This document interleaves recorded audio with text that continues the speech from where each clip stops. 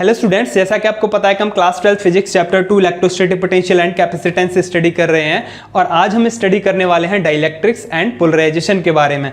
तो डाइलेक्ट्रिक्स पढ़ेंगे सबसे पहले आज हम, फिर इसका हम पोलराइजेशन देखेंगे, साथ ही dielectric constant, dielectric strength, electrical susceptibility और इलेक्ट्रिकल ससेप्टिबिलिटी का रिलेशन देखेंगे के साथ। तो बहुत ही इंपॉर्टेंट होने वाला है आज का लेक्चर। तो स्टार्ट करेंगे हम डाइलेक्ट्रिक्स से। तो देखिए डाइलेक्ट्रिक्स क्या है। डाइलेक्ट्रिक्स सिंपल एक मटेरियल का ही एक पार्ट है। जनरली जब हम मटेरियल को कैटेगराइज करते हैं तो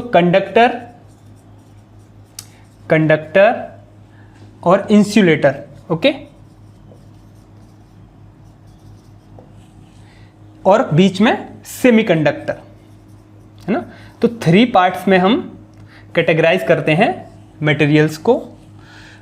इनको जो कैटेगराइज करने का तरीका रहता है वो जनरली एटम का, क्योंकि कोई भी मटेरियल है मॉलिक्यूल से मिलकर बनता है, मॉलिक्यूल्स बहुत सारे एटम्स से बनता है और atoms nucleus, positively charge nucleus और इसके चारों तरफ जो इलेक्ट्रॉन घूमते हैं उससे मिलकर बनता है। सिंपल है, कोई भी एटम है एटम। तो जब हम कैटेगराइज करते हैं इन तीनों को ही, तो हम देखते हैं कि इलेक्ट्रॉन का न्यूक्लियस के साथ कैसा रिलेशन है। अगर ये लूजली बाउंड हैं तो 1-2 इलेक्ट्रॉन एटम में से फ्री हो जाते हैं और बहुत सारे एटम होते हैं किसी भी मटेरियल में, तो मेजॉरिटी में ये फ्री चार्जेस बन जाते हैं जो कि हमें हेल्प करते हैं कंडक्शन में। तो आप इसे सिंपल समझते हैं, पहले भी हम स्टडी कर चुके हैं कंडक्टर के बारे में। वहां इसमें क्या होते हैं, फ्री चार्जेस होते हैं। क्या होते हैं? फ्री चार्जेस, बहुत सारे फ्री चार्जेस होते हैं इसमें।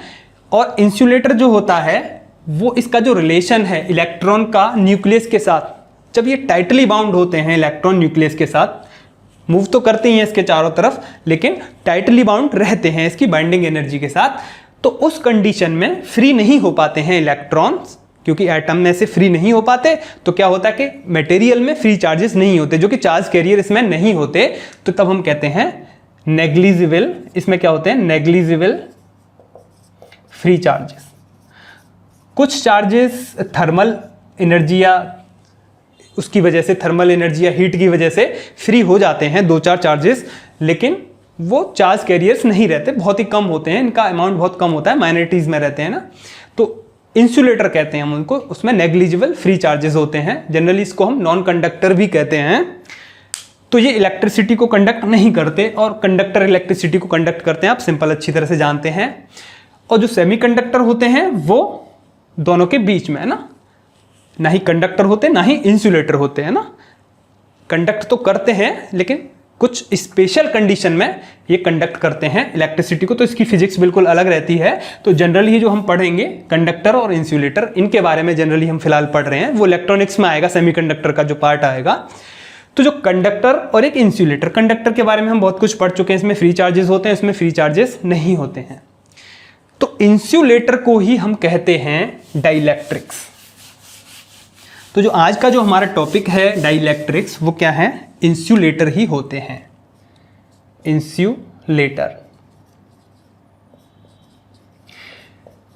इंसुलेटर ही डाइलेक्ट्रिक्स होते हैं। कुछ इंसुलेटर ऐसे होते हैं कि जिन्हें हम डाइलेक्ट्रिक्स समझ के चलते हैं, लेकिन बात एक ही है, कोई डिफरेंस नहीं होता, बहुत माइनर सा डिफरेंस रहता है इंसुलेटर और डाइलेक्ट्रिक्स में। इनको हम बैड कंडक्टर भी कह सकते हैं, बैड कंडक्टर भी हम इनको कह सकते हैं, ठीक है। इंसुलेटर ही डाइलेक्ट्रिक्स होते हैं, समझते हैं चलिए इसको हम किस तरीके से होते हैं।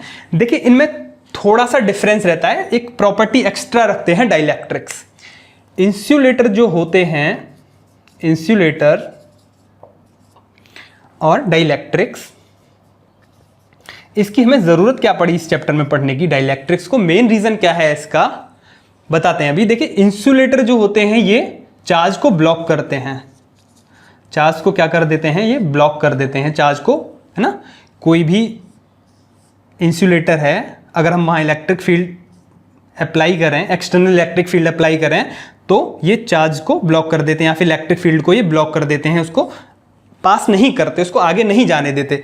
लेकिन जो डाइलेक्ट्रिक होते हैं ये चार्ज को स्टोर कराने में हेल्प करते हैं, स्टोर चार्ज, हेल्प कराने में ना, हेल्प स्टोर चार्ज। चार्ज को स्टोर कराने में ये हेल्प करते हैं। किस तरीके से हेल्प करते हैं वही आज हम पढ़ेंगे। और देखिए, चार्ज को स्टोर करने की जो डिवाइस है उसको हम कैपेसिटर कहते हैं। क्या कहते हैं? कैपेसिटर। कैपेसिटर को अभी हम नहीं पढ़ पाए हैं, अभी हम इसे एडवांस लेक्चर में पढ़ेंगे। इसके बाद जो लेक्चर आएंगे उसमें हम कैपेसिटर के बारे में ही पढ़ने वाले हैं। लेकिन कैपेसिटर में डाइलेक्ट्रिक्स का बहुत यूज़ है, इसीलिए हम इसको पहले पढ़ रहे हैं। डाइलेक्ट्रिक्स के बारे में पहले पढ़ रहे हैं हम, क्योंकि कैपेसिटर में इसका यूज़ होने वाला है, इसलिए पहले हमने ये लेक्चर लिया है। जनरली जो कैपेसिटर होते हैं, अभी मैं बता दूँ थोड़ा सा आपको उसके बारे में, कि कैपेसिटर के पास दो प्लेट होती हैं जनरली, एक पॉजिटिवली चार्ज और एक नेगेटिवली चार्ज। इस तरीके से प्लेट होती हैं और इसकी एक वैल्यू होती है चार्ज को स्टोर कराने की, है ना। इसकी कैपेसिटी होती है किसी भी कैपेसिटर की, जिसे हम कैपेसिटेंस कहेंगे, अभी पढ़ेंगे उसके बारे में। और वो होता है चार्ज अपॉन पोटेंशियल डिफरेंस। जो दोनों प्लेट्स हैं इनके बीच में जो पोटेंशियल डिफरेंस है वो, और चार्ज प्लस क्यू है और ये माइनस क्यू है, तो इसका चार्ज का मैग्नीट्यूड ले लेते हैं अपॉन पोटेंशियल डिफरेंस, तो ये होता है कैपेसिटेंस। तो चार्ज को स्टोर कराने में हेल्प करते हैं डाइलेक्ट्रिक्स। जो चार्ज क्यू है इसको और ज़्यादा कर लें, ये चार्ज और ज़्यादा स्टोर कर लें। ये जो प्लेट्स हैं इनको हम चेंज ना करें, इनकी जो एरिया है उसे हम चेंज ना करें, और हम उसी कैपेसिटर को ज़्यादा चार्ज दे पाएँ, उसके लिए हम इसमें थोड़ा सा चेंज करते हैं डाइलेक्ट्रिक्स डाल के इसके बीच में। उससे क्या होता है कि कैपेसिटर का कैपेसिटेंस बढ़ जाता है और हमारा खर्चा कम हो जाता है। ठीक है, अब कैसे करते हैं ये काम? वो डाइलेक्ट्रिक्स करते हैं इस काम को। कैसे करते हैं डाइलेक्ट्रिक्स? कि इनके बीच में हम डाइलेक्ट्रिक्स भर देते हैं, कंप्लीटली डाइलेक्ट्रिक्स भर देते हैं। जो कैपेसिटर की प्लेट होती हैं इनके बीच में क्या करते हैं? डाइलेक्ट्रिक्स को भर देते हैं। तो डाइलेक्ट्रिक्स भरने से क्या होगा कि जो इलेक्ट्रिक फील्ड है, positive to negative electric field तो है ही, यहाँ positive to negative electric field है। अब क्योंकि ये डाइलेक्ट्रिक्स हैं, इंसुलेटर तो पास होने ही नहीं देगा इलेक्ट्रिक फील्ड को, है ना। इंसुलेटर अगर हमने इसके बीच में भरा तो वो तो पास होने ही नहीं देगा, लेकिन क्यों डाइलेक्ट्रिक इसको पास कर रहा है? तो यही प्रॉपर्टी इसके पास एक्स्ट्रा में होती है। ये तो चार्ज को ब्लॉक कर देता है और इलेक्ट्रिक फील्ड को भी ये ब्लॉक कर देता है, कंप्लीटली ब्लॉक कर देता है इलेक्ट्रिक फील्ड को। लेकिन डाइलेक्ट्रिक्स कंप्लीटली ब्लॉक नहीं करते, डाइलेक्ट्रिक्स ट्रांसमिट करते हैं। इनके पास एक्स्ट्रा क्या रहती है? Transmit electric effect. ये इलेक्ट्रिक इफेक्ट को ट्रांसमिट करते हैं, इलेक्ट्रिक इफेक्ट को क्या करते हैं? ट्रांसमिट करते हैं इलेक्ट्रिक इफेक्ट को। ये मेन प्रॉपर्टी है किसके पास? डाइलेक्ट्रिक के पास। इसी प्रॉपर्टी की वजह से देखिए, क्योंकि हमें इलेक्ट्रिक फील्ड को तो पास कराना है, अगर हम इलेक्ट्रिक फील्ड को पास नहीं करा पाए तो पोटेंशियल डिफरेंस जीरो हो जाएगा और ये V जीरो हो जाएगा, तो C इनफाइनाइट हो जाएगा, तो फिर ये किसी काम का नहीं बचेगा, क्योंकि कैपेसिटेंस इनफाइनाइट हो ही नहीं सकता। ये तो पॉसिबल है ही नहीं, कोई डिवाइस बनी ही नहीं है जिसका कैपेसिटेंस इनफाइनाइट हो जाए। ठीक है, तो V जीरो हो जाएगा। अगर ये इंसुलेटर भरते हम इसके बीच में तो ये इलेक्ट्रिक फील्ड को पास ही नहीं कराता। उस कंडीशन में क्या होता? V जीरो और E इलेक्ट्रिक फील्ड भी क्योंकि जीरो हो जाता, क्योंकि इलेक्ट्रिक फील्ड और V का तो रिलेशन होता ही आप अच्छी तरह से जानते हैं। E इक्वल्स टू क्या होता है? V upon D। ये होता है, जब V जीरो हो जाएगा तो E भी जीरो हो जाएगा। E जीरो हो जाएगा तो प्रॉब्लम यहीं से बन रही है ना कि V जीरो हो रहा है हमारा, तो वो जीरो नहीं होना चाहिए, कैपेसिटेंस हमें चाहिए।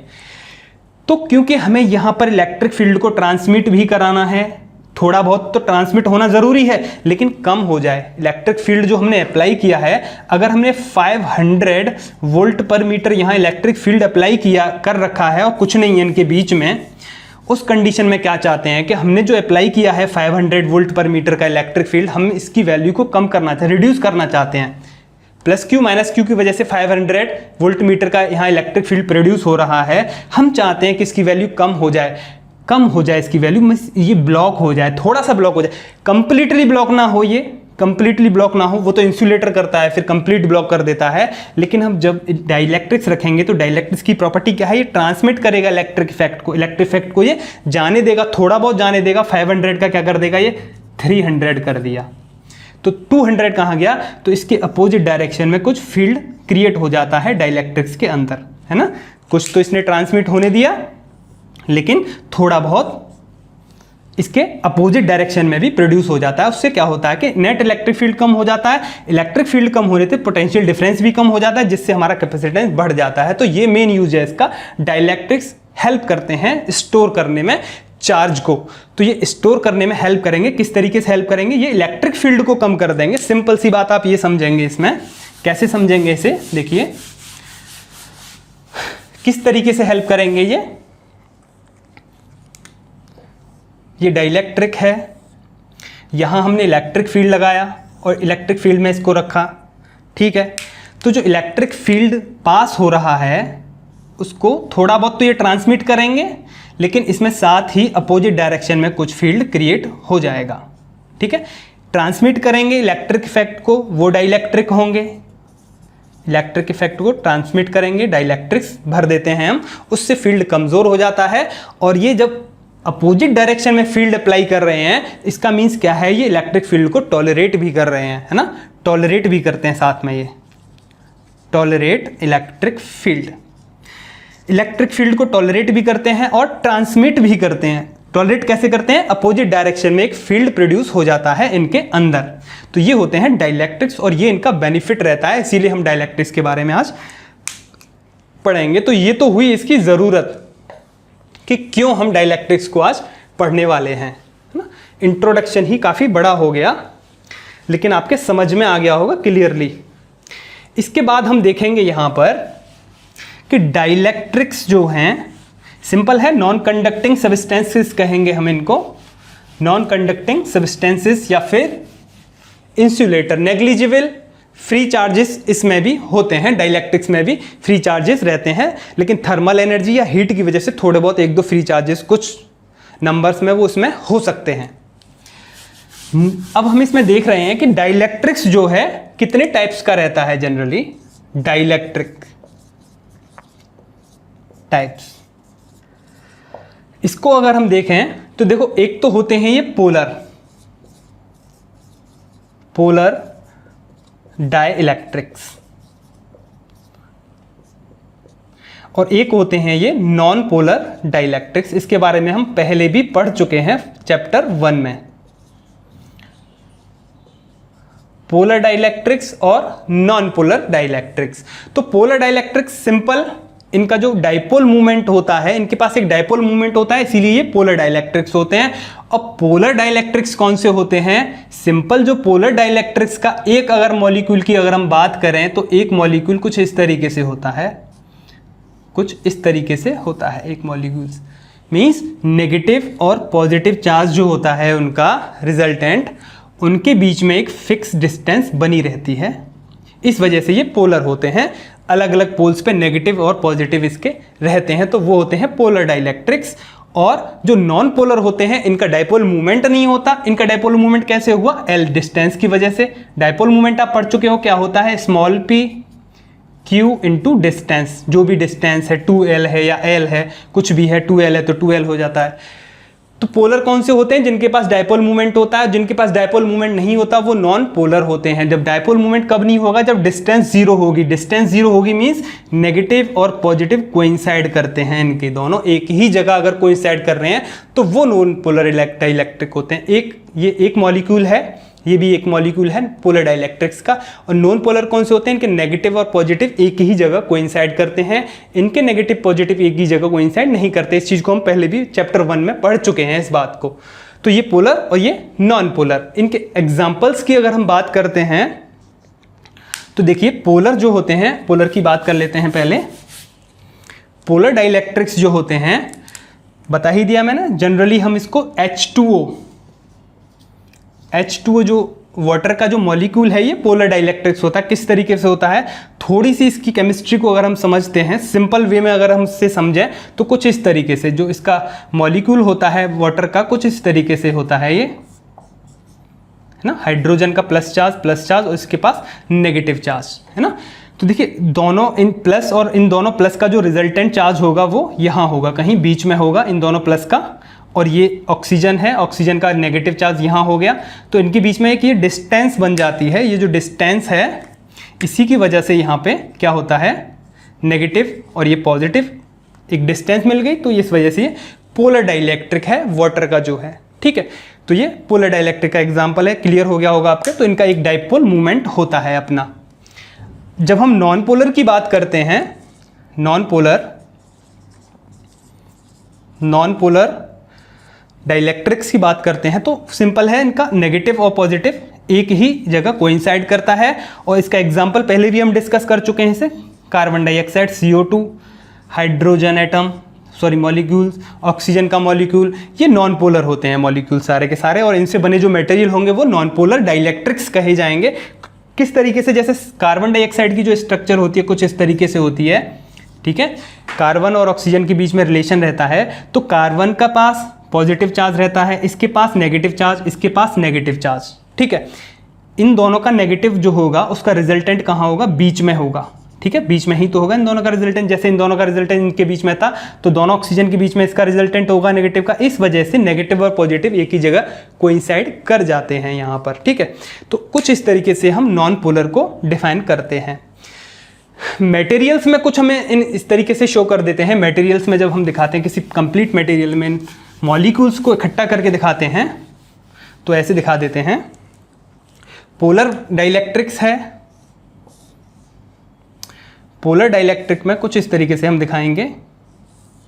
देखिए नेगेटिव पॉजिटिव के बीच में डिस्टेंस होती है, कुछ इस तरीके से रहते हैं ये, ठीक है, माइनस प्लस, और रेंडमली ओरिएंटेड रहते हैं। अभी इसको भी हम देखेंगे। तो ये मटेरियल है, डाइलेक्ट्रिक है, कौन सा, पोलर डाइलेक्ट्रिक, और इनको कुछ हम इस तरीके से शो करेंगे। पॉजिटिव नेगेटिव एक ही जगह होंगे इनके, पॉजिटिव नेगेटिव एक ही जगह, ठीक है।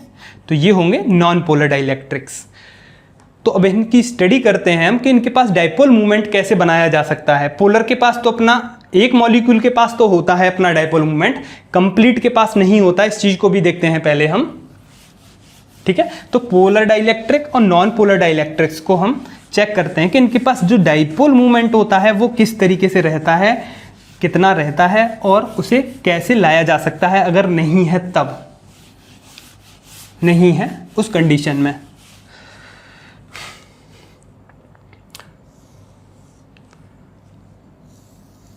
तो देखिए हमने यहां पे एज्यूम कर लिया ये एक पोलर डाइलेक्ट्रिक हमने ले लिया, polar, okay. Polar dielectric material है, सरफेस नहीं है ये, एक स्लैब समझिए आप इसे, ग्लास स्लैब जैसे, है ना, 3D फॉर्म में एक बुक की तरह आप समझिए। एक मटेरियल ले लिया बुक की शेप में, है ना, 3D शेप में है ये, एक क्यूबिक शेप में है ये समझ सकते हैं आप इसको, क्यूबिक शेप में या फिर स्लैब की शेप में है ये। तो जो पोलर होते हैं ये डाइलेक्ट्रिक्स, इनमें कुछ इस तरीके से जो इनके मॉलिक्यूल्स होते हैं, अभी मैंने बताया कि पोलर के बीच में एक फिक्स डिस्टेंस रहती है। क्या रहती है? एक फिक्स डिस्टेंस। इस तरीके से फिक्स डिस्टेंस पर ये रहते हैं, फिक्स डिस्टेंस पर। फिक्स डिस्टेंस कुछ इस तरीके से रहती है इनकी। तो इन मटेरियल्स को हम कुछ इस तरीके से बना देते हैं।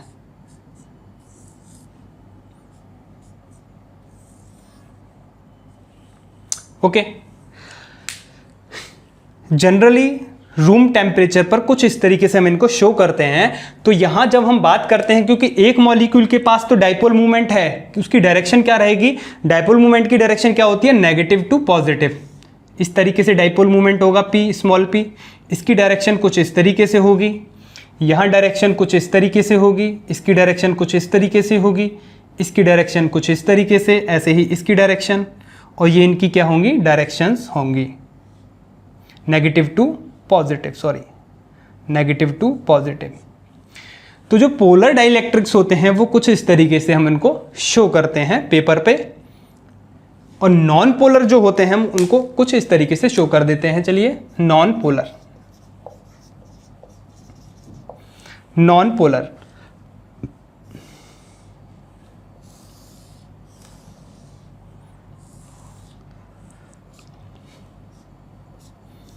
इनके तो पॉजिटिव नेगेटिव एक ही जगह रहते हैं,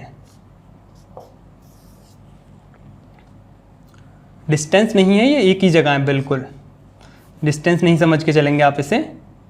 पॉजिटिव नेगेटिव एक ही जगह कोइंसाइड कर रहे हैं, कोई भी डिस्टेंस नहीं है इनके बीच में। नेगेटिव पॉजिटिव कुछ इस तरीके से ये होते हैं। तो ये नॉन पोलर को हम कुछ इस तरीके से शो करते हैं। सिंपल समझ में आ गया होगा आपके।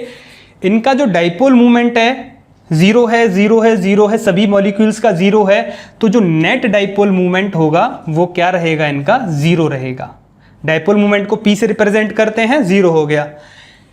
ये पोलर मॉलिक्यूल्स हैं, इनका जो डाइपोल मूवमेंट है उसको हम कैसे रिप्रेजेंट करेंगे, इनका भी जीरो होता है। क्यों होता है जीरो, देखिए यही बात हमने यहां समझी है। जो P है, जब ये रूम टेम्परेचर पे होते हैं तो थर्मल एनर्जी की वजह से, थर्मल हीट की वजह से ये रैंडमली ओरिएंटेड होते हैं। किस तरीके से होते हैं इसमें, ये रैंडमली ओरिएंटेड।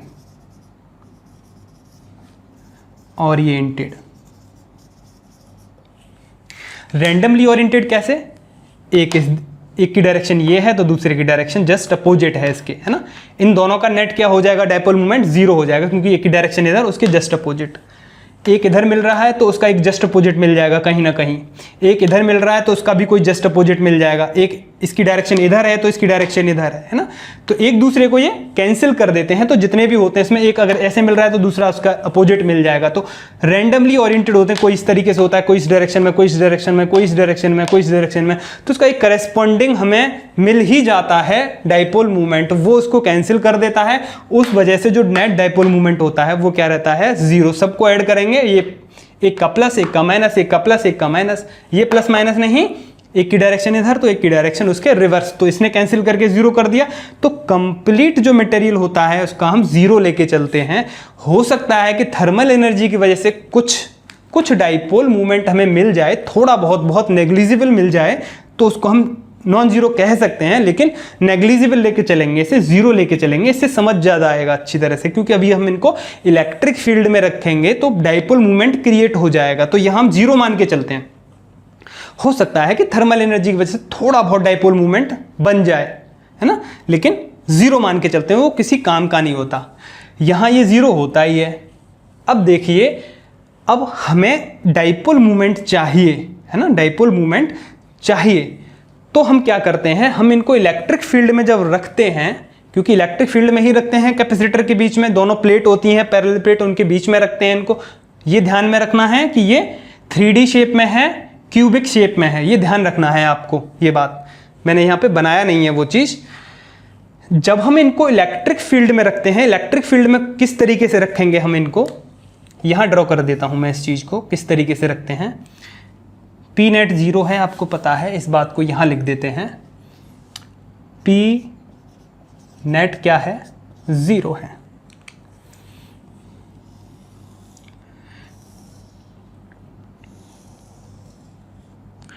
यही पोलर डाइइलेक्ट्रिक लिया मैंने और इसको एक एक्सटर्नल इलेक्ट्रिक फील्ड में रख दिया। किस तरीके से रख दिया, यहां हमने एक प्लेट लगाई, पॉजिटिवली चार्ज हमने एक प्लेट लगा दी यहां पर, और इसके इस डायरेक्शन में, इस साइड में यहां हमने नेगेटिवली चार्ज प्लेट लगा दी। ठीक है, तो होगा क्या, इलेक्ट्रिक फील्ड बनेगा। डायरेक्शन क्या होगी इलेक्ट्रिक फील्ड की, ये होगी इलेक्ट्रिक फील्ड की डायरेक्शन। ओरिजिनल इलेक्ट्रिक फील्ड कहें या फिर इसको एक्सटर्नल इलेक्ट्रिक फील्ड कहें, ई नॉट से रिप्रेजेंट कर देता हूं मैं, ई ओ से रिप्रेजेंट कर देते हैं इसको। तो एक इलेक्ट्रिक फील्ड में इनको हमने यहां पर रख दिया, इस पोलर डाइइलेक्ट्रिक को। तो एक्चुअल में क्या होगा कि जो नेगेटिव चार्ज है वो इस डायरेक्शन में हो जाएगा, इंड्यूस होके यहां आ जाएगा, इकट्ठा हो जाएगा। जो नेगेटिव चार्ज है, जो जितने भी ये नेगेटिव हैं, इनकी डायरेक्शन कुछ किस तरीके से हो जाएगी, ये कुछ इस तरीके से हो जाएगा। ठीक है, कुछ इस तरीके से ये हो जाएगा। नेगेटिवली चार्ज जो होते हैं, जितने भी ये नेगेटिवली चार्ज हैं, कुछ इस तरीके से आ जाएंगे, क्योंकि पॉजिटिव प्लेट इनको अट्रैक्ट कर लेगी अपनी डायरेक्शन में। ठीक है, तो इस तरीके से सज जाएंगे, कुछ डेकोरेट हो जाएंगे कुछ इस तरीके से। यहाँ जो नेगेटिव चार्ज है इस डायरेक्शन में, यहाँ पॉजिटिव चार्ज, जितने भी पॉजिटिव हैं वो इस डायरेक्शन में यहाँ पर इकट्ठे हो जाएंगे इस तरीके से। जो मॉलिक्यूल्स हैं इनके, नेगेटिव प्लेट पॉजिटिव को अट्रैक्ट कर लेगी और पॉजिटिव प्लेट नेगेटिव को अट्रैक्ट कर लेगी, तो ये इंड्यूस्ड चार्ज कहलाएंगे, है ना, क्यू आई नेगेटिव।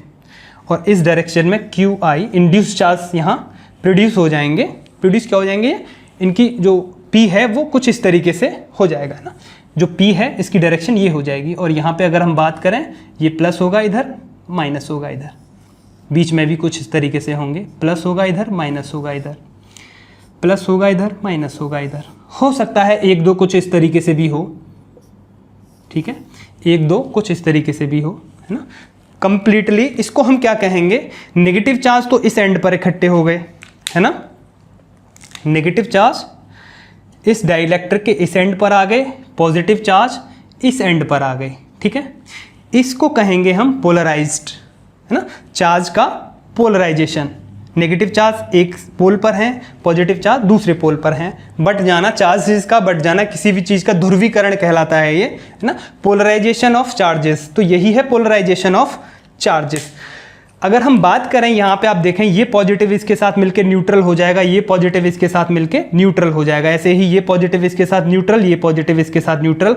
तो बीच वाले जितने भी हैं, है ना, जो चार्जेस हैं, जो पोल्स पे जो चार्ज हैं, उसके अलावा बीच में जितना भी पार्ट है ये न्यूट्रलाइज हो जाएगा। इसको कहेंगे हम न्यूट्रलाइज्ड चार्जेस, न्यूट्रलाइज्ड चार्जेस, इनको कहेंगे neutralised charges, okay, neutralised charges. और ये कैसे होंगे, अनन्यूट्रलाइज्ड, अनन्यूट्रलाइज्ड। ये कैसे चार्जेस हैं, अनन्यूट्रलाइज्ड चार्जेस, और ये बीच वाले न्यूट्रलाइज, सारे के सारे न्यूट्रलाइज्ड हो जाएंगे। तो हम इसको कुछ इस तरीके से बना सकते हैं, इसको हटा देते हैं, जितने भी न्यूट्रलाइज्ड हैं उनको यहां हम हटा देते हैं, ठीक है। तो ये जो पोलर डाइलेक्ट्रिक है वो कुछ इस तरीके से बन जाएगा, ठीक है। नेगेटिव इस एंड पे आ गए और पॉजिटिव इस एंड पे आ गए, और इस पॉजिटिव और इन नेगेटिव की वजह से एक इलेक्ट्रिक फील्ड यहां दिख रहा है आपको, जिसकी फील्ड लाइंस क्या है, positive to negative, positive to negative, positive to negative. तो इंड्यूस्ड इलेक्ट्रिक फील्ड कहेंगे हम इसे, क्योंकि इंड्यूस्ड चार्जेस की वजह से प्रोड्यूस हुआ है, तो हम इसको कहेंगे इंड्यूस्ड इलेक्ट्रिक फील्ड EI। इसके जस्ट अपोजिट डायरेक्शन में जितनी भी ये फील्ड लाइंस मिलके बनाएंगी वो EI हो जाएगा, इसके जस्ट अपोजिट डायरेक्शन में। तो EO जो है, E0 जो है, हमने एक्सटर्नल इलेक्ट्रिक फील्ड यहाँ पे अप्लाई किया इस डाइलेक्ट्रिक के ऊपर, इसके जस्ट अपोजिट डायरेक्शन में हमको EI यहाँ पर मिल गया। तो इसके अंदर जो नेट इलेक्ट्रिक फील्ड होगा, नेट इलेक्ट्रिक फील्ड होगा वो कितना होगा, अप्लाई कितना किया था, EO, इसके अपोजिट कितना मिला, EI। वेक्टर फॉर्म में भी लिख सकते हैं हम इसको इस तरीके से, दोनों को प्लस करके लिखेंगे, लेकिन इसकी डायरेक्शन माइनस होगी, EO की डायरेक्शन इधर, EI की डायरेक्शन इधर। तो हमको एक नेट इलेक्ट्रिक फील्ड मिल जाएगा, थोड़ा सा भले ही मिले, इस डायरेक्शन में मिलेगा नेट भी, क्योंकि अप्लाई इलेक्ट्रिक फील्ड ये है, ये ज़्यादा है, ठीक है। और जो स्मॉल जो मिला है हमको EI, इसके जस्ट अपोजिट मिला है, छोटा सा, इसे थोड़ा सा छोटा कर देते हैं, इसका मैग्नीट्यूड, इससे कहेंगे मैग्नीट्यूड कम कर दिया हमने, इसका जो EI है इसका मैग्नीट्यूड कम कर दिया, ये थोड़ा सा बड़ा कर दिया, है ना। EO बड़ा था, EI इसमें से माइनस कर देंगे, तो हमको एक नेट इलेक्ट्रिक फील्ड यहाँ मिल रहा है, जो कि अपोजिंग इलेक्ट्रिक फील्ड की वजह से कम हो गया। जो एक्सटर्नल इलेक्ट्रिक फील्ड हमने अप्लाई किया था इस डायरेक्शन में, और अपोजिंग इलेक्ट्रिक फील्ड मिला हमको इसके जस्ट अपोजिट, तो एक नेट इलेक्ट्रिक फील्ड मिला हमको एक्सटर्नल इलेक्ट्रिक फील्ड की डायरेक्शन में। तो यहां पर जो P था, डाइपोल मूवमेंट था, उसकी डायरेक्शन क्या थी, वो भी इसी की डायरेक्शन में ही था। P जो है इसी डायरेक्शन में था। जो P है, सारे के सारे नेगेटिव यहां आ जाएंगे और पॉजिटिव इधर हो जाएंगे, तो नेगेटिव टू पॉजिटिव P होता है। तो P की डायरेक्शन में ही हमको E नेट मिल रहा है।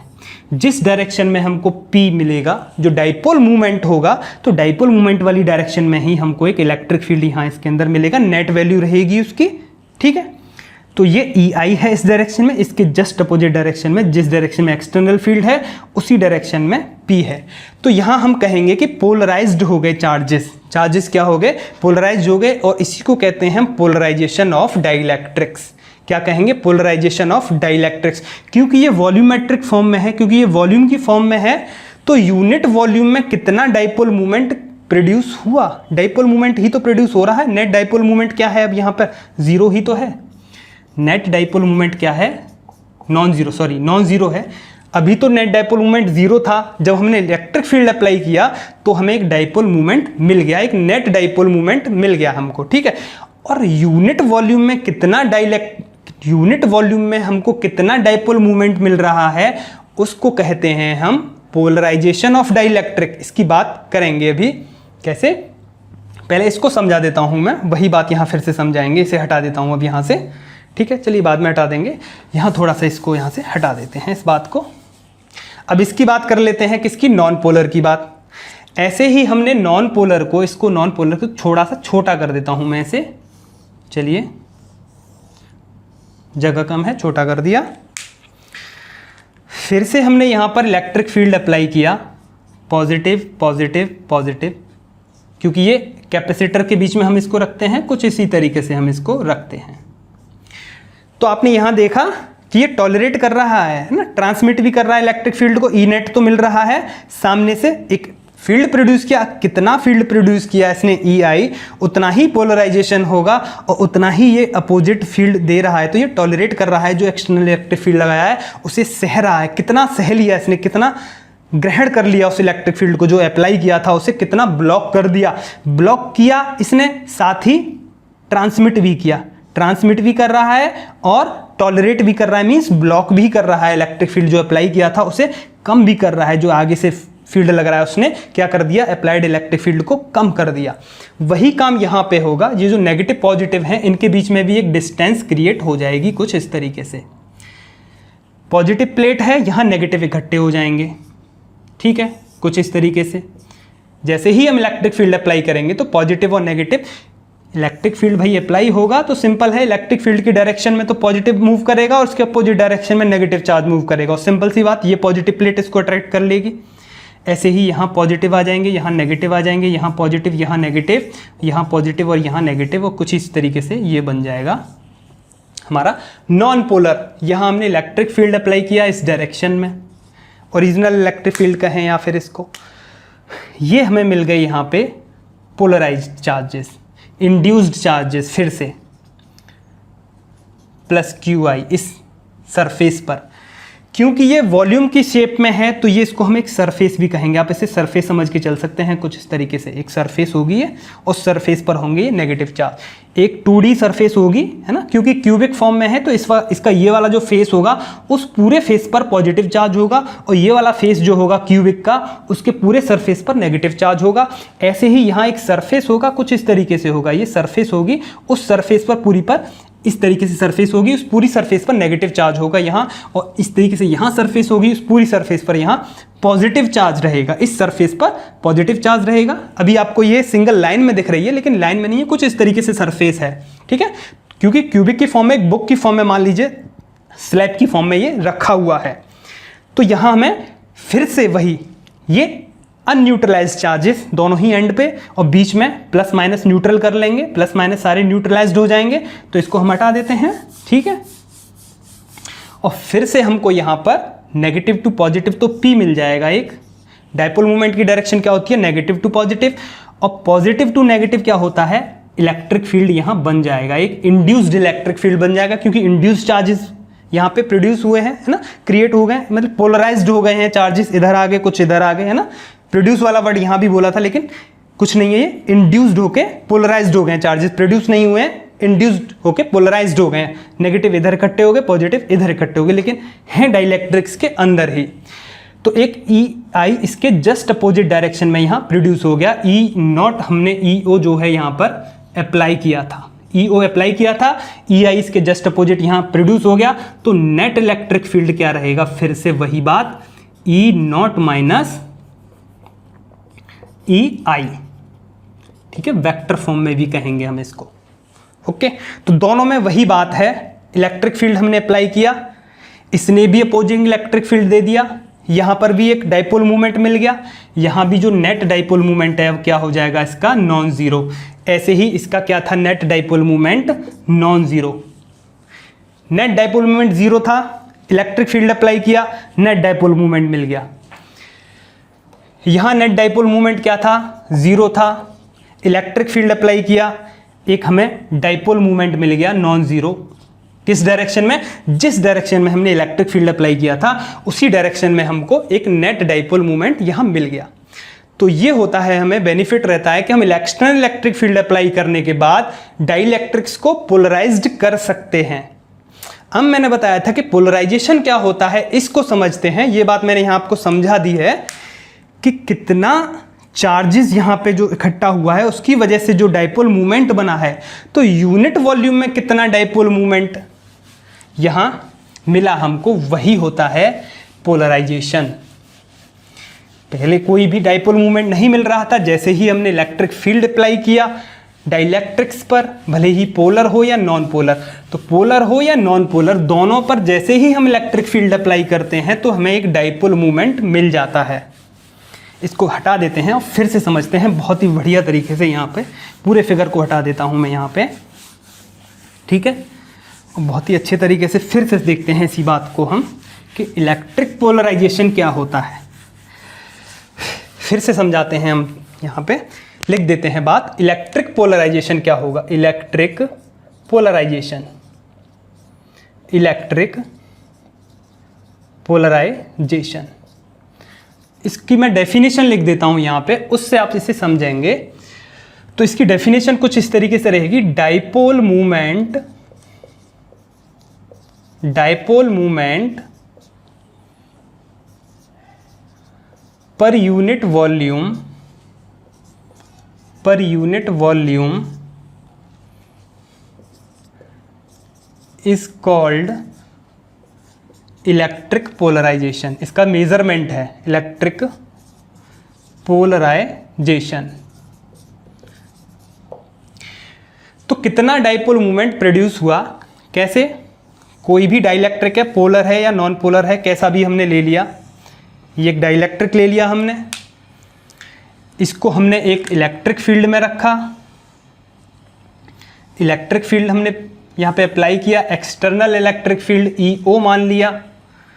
जब हमने इसको इलेक्ट्रिक फील्ड में रखा, एक्सटर्नल इलेक्ट्रिक फील्ड में, तो जितने भी इसके नेगेटिव चार्जेस थे, क्योंकि इस डायरेक्शन में फील्ड है तो यहाँ पॉजिटिव प्लेट होगी ये, और ये नेगेटिव प्लेट, कुछ इस तरीके से, ओके। तो इसके जो नेगेटिव चार्जेस हैं वो यहाँ आ गए। और ध्यान रखें, चलिए मैं यहाँ पे कुछ इसको ऐसे बना देता हूँ 3D शेप में, क्योंकि क्यूबिक फॉर्म में है ये बात मैं पहले भी कह रहा था आपसे, कुछ इस तरीके से, ठीक है, कुछ इस तरीके से, ठीक है, ऐसे समझिए आप इसे। तो ये वाली जो पूरी सरफेस है, इस पूरी सरफेस में क्या आ जाएंगे, नेगेटिव चार्जेस, क्या आ जाएंगे, नेगेटिव चार्जेस आ जाएंगे इस पूरी सरफेस में, और इस सरफेस में पॉजिटिव चार्जेस इकट्ठे हो जाएंगे। ये सरफेस है, इस पर पॉजिटिव, इस पर नेगेटिव, कुछ इस तरीके से, है ना, ठीक है। और इसके अंदर अनन्यूट्रलाइज्ड चार्जेस होंगे, सॉरी न्यूट्रलाइज्ड चार्जेस, और ये अनन्यूट्रलाइज्ड चार्जेस। और ये जो पॉजिटिव सरफेस है, इससे इस डायरेक्शन में एक इलेक्ट्रिक फील्ड मिलेगा हमें, इंड्यूस्ड इलेक्ट्रिक फील्ड, क्योंकि यहाँ पे -QI होंगे, यहाँ +QI, ठीक है, +Q चार्ज इस सरफेस पर, नेगेटिव चार्ज इस सरफेस पर, जो इंड्यूस्ड चार्ज है। और उस इंड्यूस्ड चार्ज की वजह से यहाँ पर इंड्यूस्ड इलेक्ट्रिक फील्ड प्रोड्यूस हुआ। कब हुआ, जब हमने एक इलेक्ट्रिक फील्ड अप्लाई किया इस डायरेक्शन में, ठीक है। उसके अपोजिट हमको क्या मिला, इंड्यूस्ड इलेक्ट्रिक फील्ड, और -2 पॉजिटिव क्या होता है, डाइपोल मूवमेंट P। जिस डायरेक्शन में इलेक्ट्रिक फील्ड अप्लाई किया उसी डायरेक्शन में हमको नेट डाइपोल मूवमेंट यहाँ मिल रहा है। उसके अपोजिट डायरेक्शन में कौन मिला, EI। तो ये कर क्या रहा है, E नेट कितना है, फिर से EO माइनस EI या E0 माइनस EI, ठीक है। तो ये E नेट हमको मिल गया, एक थोड़ा सा E नेट भी मिल गया, अप्लाई किया था बहुत बड़ा, ऐसे समझिए, ये E0 अप्लाई किया, ठीक है, थोड़ा सा ये EI ये मिल गया हमको अपोजिट डायरेक्शन में, ठीक है। और जो नेट मिल रहा है हमको इस डायरेक्शन में, E नेट मिल गया। इस डायरेक्शन में एक्सटर्नल वेक्टर फील्ड अप्लाई किया, अपोजिट डायरेक्शन में EI मिल गया हमें, और E नेट हमको इस डायरेक्शन में मिल गया, क्योंकि EO क्या है, बड़ा है। तो E नेट क्या हुआ, EO minus EI, vector form में आप इसे लिख देंगे, ठीक है, क्योंकि अपोजिट हैं दोनों का क्या ले लिया, यहाँ पे डिफरेंस ले लिया, डिफरेंस भी होगा, यहाँ प्लस कर देंगे, फिर से ये माइनस हो जाएगा। दोनों को जोड़ दिया है, वेक्टोरियली जोड़ दिया है, और मैग्नीट्यूड फॉर्म में भी लिखेंगे आप इसको, तो इसी तरीके से आएगा EO माइनस EI, क्योंकि एंगल 180 डिग्री है, R² = A² B² वाले से पूरा निकालेंगे तो ये निकल के आएगा मैग्नीट्यूड फॉर्म में ये आएगा, और वेक्टोरियली लिखेंगे तो कुछ इस तरीके से आएगा, है ना। तो ये वॉल्यूमेट्रिक है। तो सिंपल यूनिट वॉल्यूम में कितना डाइपोल मूवमेंट मिला, डाइपोल मूवमेंट ही तो क्रिएट हो रहा है इसके फील्ड के अलोंग। यूनिट वॉल्यूम में, है ना, पर यूनिट वॉल्यूम में कितना डाइपोल मूवमेंट हमें मिल रहा है उसको कहेंगे हम इलेक्ट्रिक पोलराइजेशन। हमारा काम क्या है, डाइपोल मूवमेंट प्रोड्यूस करना, वही पोलराइजेशन होता है। जितना ज़्यादा ये EI सामने से अपोज करेगा उतना ही ज़्यादा पोलराइजेशन होगा, है ना। जितना ज़्यादा इंड्यूस इलेक्ट्रिक फील्ड होगा उतना ही ज़्यादा पोलराइजेशन होगा, उतने ही ज़्यादा चार्जेस यहाँ पे इकट्ठे होंगे, उतना ही ज़्यादा EI होगा। सिंपल सी बात है। तो इलेक्ट्रिक पोलराइजेशन को लिखेंगे हम P से, P equals to dipole movement per unit volume, delta V कह सकते हैं इसको, ठीक है। अब यहाँ देखिए कि जो P है, P क्या है, ध्यान रखना, डाइपोल मूवमेंट। ये स्मॉल p है डाइपोल मूवमेंट, और ये कैपिटल P है। और एक बात ध्यान रखेंगे, ये वेक्टर क्वांटिटी है। क्यों? क्योंकि जिस डायरेक्शन में P मिला है उसी डायरेक्शन में इलेक्ट्रिक पोलराइजेशन हमको मिल रहा है। ये वेक्टर क्वांटिटी, अभी इसकी बात करेंगे किस तरीके से वेक्टर साइन को हम यहाँ पर लगाएंगे। इसको देखिए हम यहाँ दूसरी फॉर्म में भी लिख सकते हैं। ये क्या है, मेन है यहाँ पे electric polarization P। Electric polarization को किससे डिनोट करते हैं हम, P से। यहाँ लिख लेंगे P, कैपिटल P, ध्यान रखना है कैपिटल P।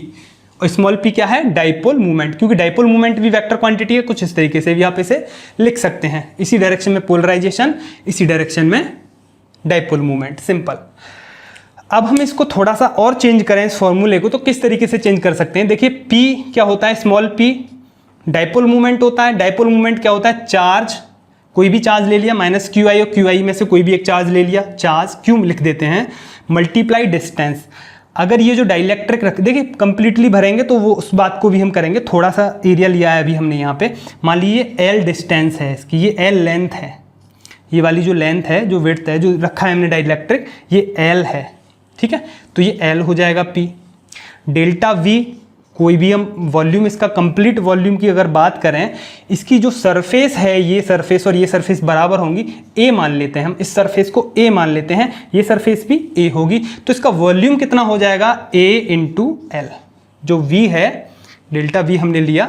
अगर कंप्लीट की बात करें तो कंप्लीट पर Q चार्ज है, कितने डिस्टेंस पर है, L डिस्टेंस पर, तो इतना तो डाइपोल मूवमेंट हो गया, ये इसका वॉल्यूम हो गया। कंप्लीट की बात करें तो P कितना हो जाएगा हमारा यहाँ पर, Q इंटू एल, यहाँ पुट कर देंगे Q into L upon A into L.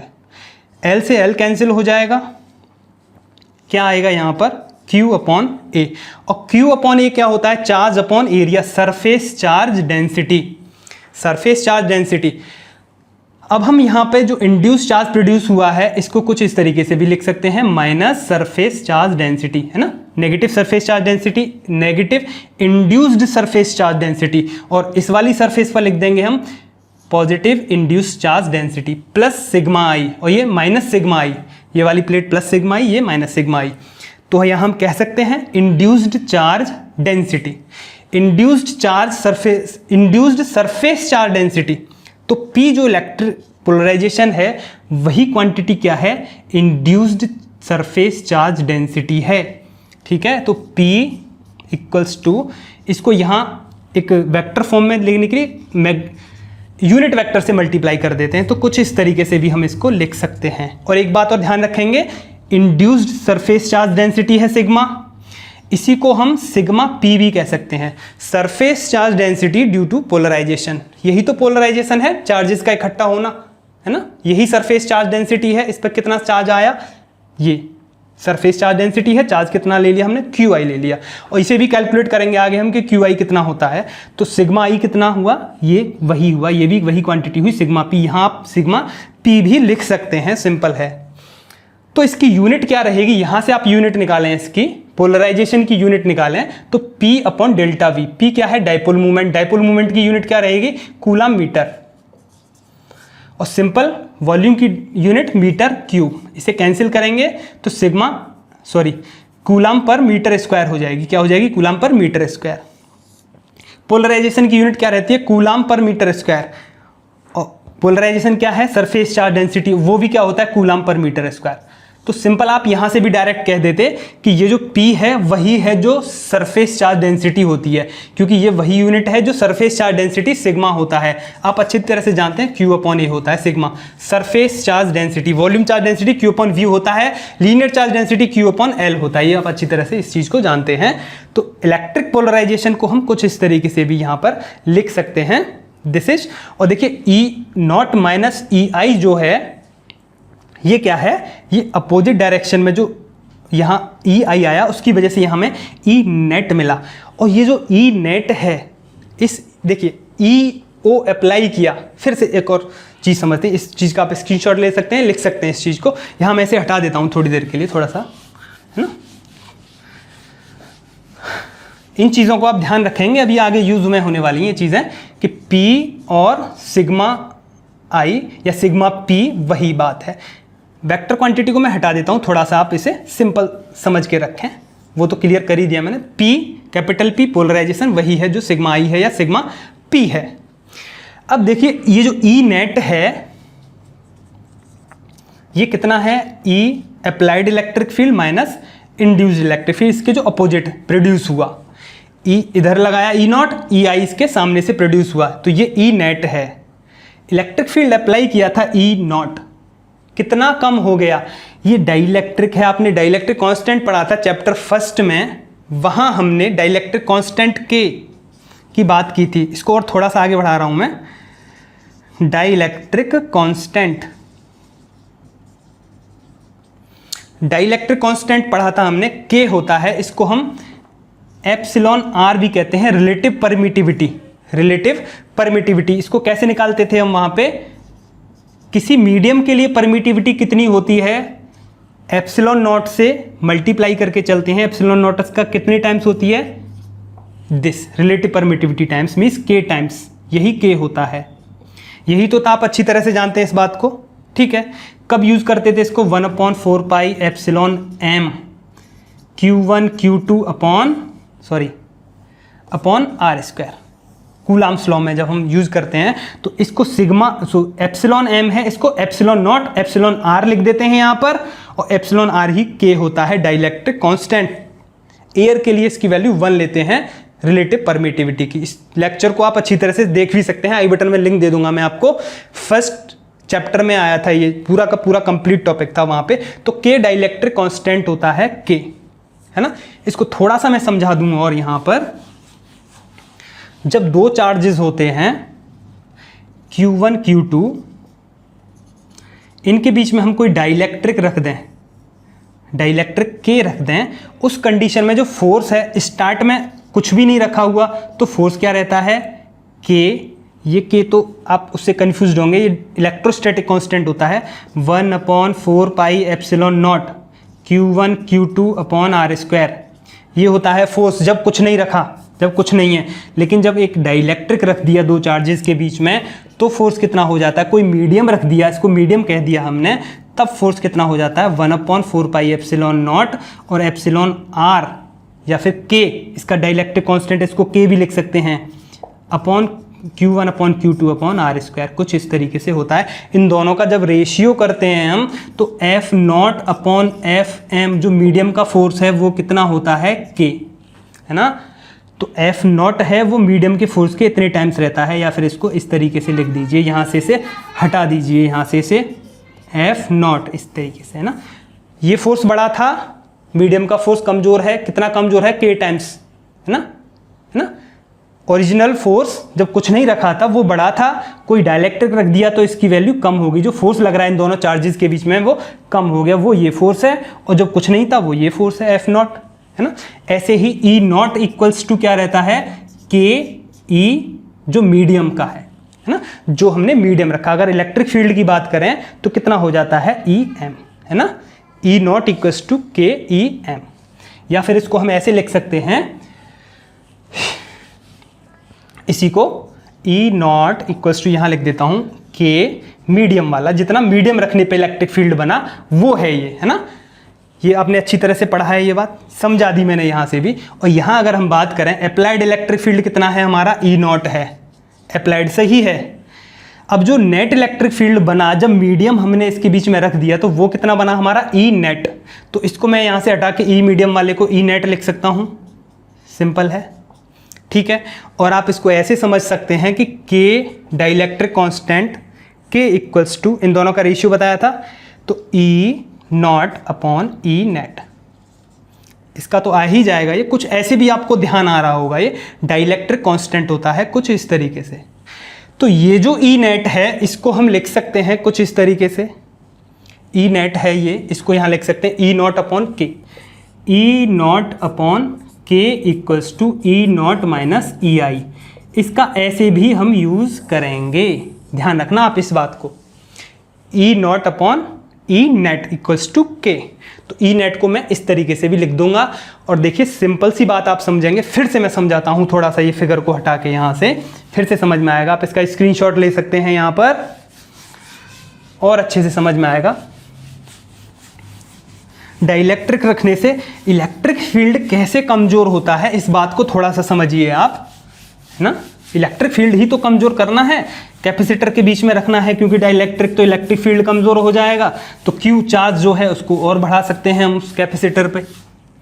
Capacitor को पढ़ोगे और अच्छे से इंटरेस्ट में समझ में आएगा। देखिए यहाँ कुछ नहीं रखा, इलेक्ट्रिक फील्ड अप्लाई कर रखा है मैंने, ई ओरिजिनल इलेक्ट्रिक फील्ड है और इसके बीच में कुछ भी नहीं है। यहाँ पे आप वैक्यूम मान के चलिए इसे, वैक्यूम है, इसके बीच में क्या है, वैक्यूम। ओरिजिनल इलेक्ट्रिक फील्ड कितना है, दिस। तो हम कह सकते हैं इलेक्ट्रिक फील्ड जब वैक्यूम होता है तब क्या होता है, जितना अप्लाई किया उतना ही रहेगा इलेक्ट्रिक फील्ड। चलिए अब हमने नेक्स्ट टाइम क्या किया, plus plus plus plus minus minus minus this minus, electric field वही अप्लाई किया हमने, ओरिजिनल इलेक्ट्रिक फील्ड अप्लाई किया इसी डायरेक्शन में। और इसके बीच में हमने एक डाइलेक्ट्रिक रख दिया, क्या रख दिया इसके बीच में, एक डाइलेक्ट्रिक, डाइलेक्ट्रिक जिसका डाइलेक्ट्रिक कांस्टेंट क्या है, के है। तब जो इलेक्ट्रिक फील्ड जो नेट ई नॉट, तो हमने ये अप्लाइड है, ये अप्लाइड इलेक्ट्रिक फील्ड है, तो जो ई नेट जो बना कितना बना, वो कब बना, ये डाइलेक्ट्रिक रखने पे। यहां मैं लिख देता हूं डाइलेक्ट्रिक, डाइलेक्ट्रिक रखने पे, डाइलेक्ट्रिक रखने पे कितना आएगा, ये ई नॉट अप्लाई किया था अपॉन के टाइम्स कम हो गया, ये के से डिवाइड कर दिया। ई नॉट अप्लाई किया था, वैक्यूम में कुछ नहीं है तो ई नॉट ही रहा। जब एक डाइलेक्ट्रिक रख दिया मैंने इसके बीच में के डाइलेक्ट्रिक कांस्टेंट का, तो जब डाइलेक्ट्रिक रखा तब इलेक्ट्रिक फील्ड जो नेट इलेक्ट्रिक फील्ड है इस डायरेक्शन में, ये ई डाइलेक्ट्रिक रखने के वाले टाइम पे है, इलेक्ट्रिक फील्ड कितना बना, ई नॉट में के से डिवाइड कर दो। अब कम हो गया, नहीं हो गया, पहले ई नॉट ज़्यादा था, अब मैंने के से डिवाइड कर दिया इसमें, अब इतना कम हो गया। ठीक है, क्लियर है बात। अगर हम इनके बीच में इंसुलेटर रख देते हैं, क्या रख देते हैं, इंसुलेटर, ई नॉट हमने अप्लाई किया, कंडक्टर रख दिया मैंने अगर इनके बीच में, प्लस प्लस प्लस, ये माइनस माइनस माइनस, कंडक्टर रख दीजिए या फिर इंसुलेटर रख दीजिए, कुछ भी रखिए, बीच में इलेक्ट्रिक फील्ड क्या होता है, जीरो हो जाता है। कंडक्टर के अंदर इलेक्ट्रिक फील्ड क्या रहता है, जीरो, आप अच्छी तरह से जानते हैं, पूरी तरह से ब्लॉक कर देता है कंडक्टर भी इलेक्ट्रिक फील्ड को, और इंसुलेटर भी पूरी तरह से ब्लॉक कर देता है इलेक्ट्रिक फील्ड को। तो यहां पर इलेक्ट्रिक फील्ड क्या रहेगा, जीरो रहेगा। किस कंप्लीटली फील्ड है, ये ध्यान रखना, जो बीच में जो भी हम भर रहे हैं डाइलेक्ट्रिक कंप्लीटली फील्ड है, उस कंडीशन में इलेक्ट्रिक फील्ड इतना मिला, इस कंडीशन में जितना अप्लाई किया उतना ही रहा, इसमें इतना कम हो गया, कंडक्टर भरा या फिर इंसुलेटर भरा तब इलेक्ट्रिक फील्ड जीरो हो गया इनके बीच में। यहाँ ट्रांसमिट भी हो रहा है इलेक्ट्रिक फील्ड, कितना ट्रांसमिट हो रहा है, ई नॉट अपॉन के, साथ में अपोज्ड भी हो रहा है, पोलराइजेशन भी हो रहा है, ट्रांसमिट भी हो रहा है। ये डाइलेक्ट्रिक कितना अच्छा काम कर रहा है, फील्ड को ट्रांसमिट भी होने दे रहा है, साथ में पोलराइजेशन भी हो रहा है ना। कितना इसने सह लिया, इलेक्ट्रिक फील्ड को सह लिया, तभी तो इसने ग्रहण कर लिया, तभी तो इसने आगे जाने दिया, थोड़ा बहुत जाने दे रहा है, वो हमारा काम बना रहा है कैपेसिटर के लिए। तो ये चीज़ आपको क्लियर हो गई होगी, इलेक्ट्रिक फील्ड इतना, ये इस तरीके से कुछ हम इसे समझाते हैं यहाँ पर। ठीक है, तो यूनिट वॉल्यूम में कितना इलेक्ट्रिक डायपोल मूवमेंट प्रोड्यूस हुआ, वो होता है इलेक्ट्रिक पोलराइजेशन। ठीक है, अब हम यहाँ पर बात करेंगे, हमने काफ़ी चीज़ें यहाँ पर स्टडी कर ली हैं, उनको लिख लेते हैं थोड़ा थोड़ा, ये काम में आएंगी अभी हमारे। ओके, डाइलेक्ट्रिक कांस्टेंट हमने पढ़ लिया, ठीक है। Dielectric constant K equals to E naught upon E net, ठीक है, या फिर F naught upon F net, या फिर epsilon M upon epsilon naught, कुछ इस तरीके से हम इसको लिख सकते हैं, epsilon M upon epsilon naught, relative permittivity वाले फॉर्म में। इसकी यहाँ फिलहाल ज़रूरत नहीं पड़ने वाली, फिलहाल इतना ही बहुत है, उसे चेक कर लेंगे आप। Epsilon M upon epsilon not जो होता है बहुत ईजी है, वही काम करना है, 1/4 दोनों को डिवाइड कर देना है। जब बीच में कुछ रखा है, क्या कहते हैं, डाइलेक्ट्रिक रखा है, तब फोर्स निकालना है, और जब डाइलेक्ट्रिक नहीं रखा तब फोर्स निकालना है, दोनों को डिवाइड कर देना है, बस सिंपली।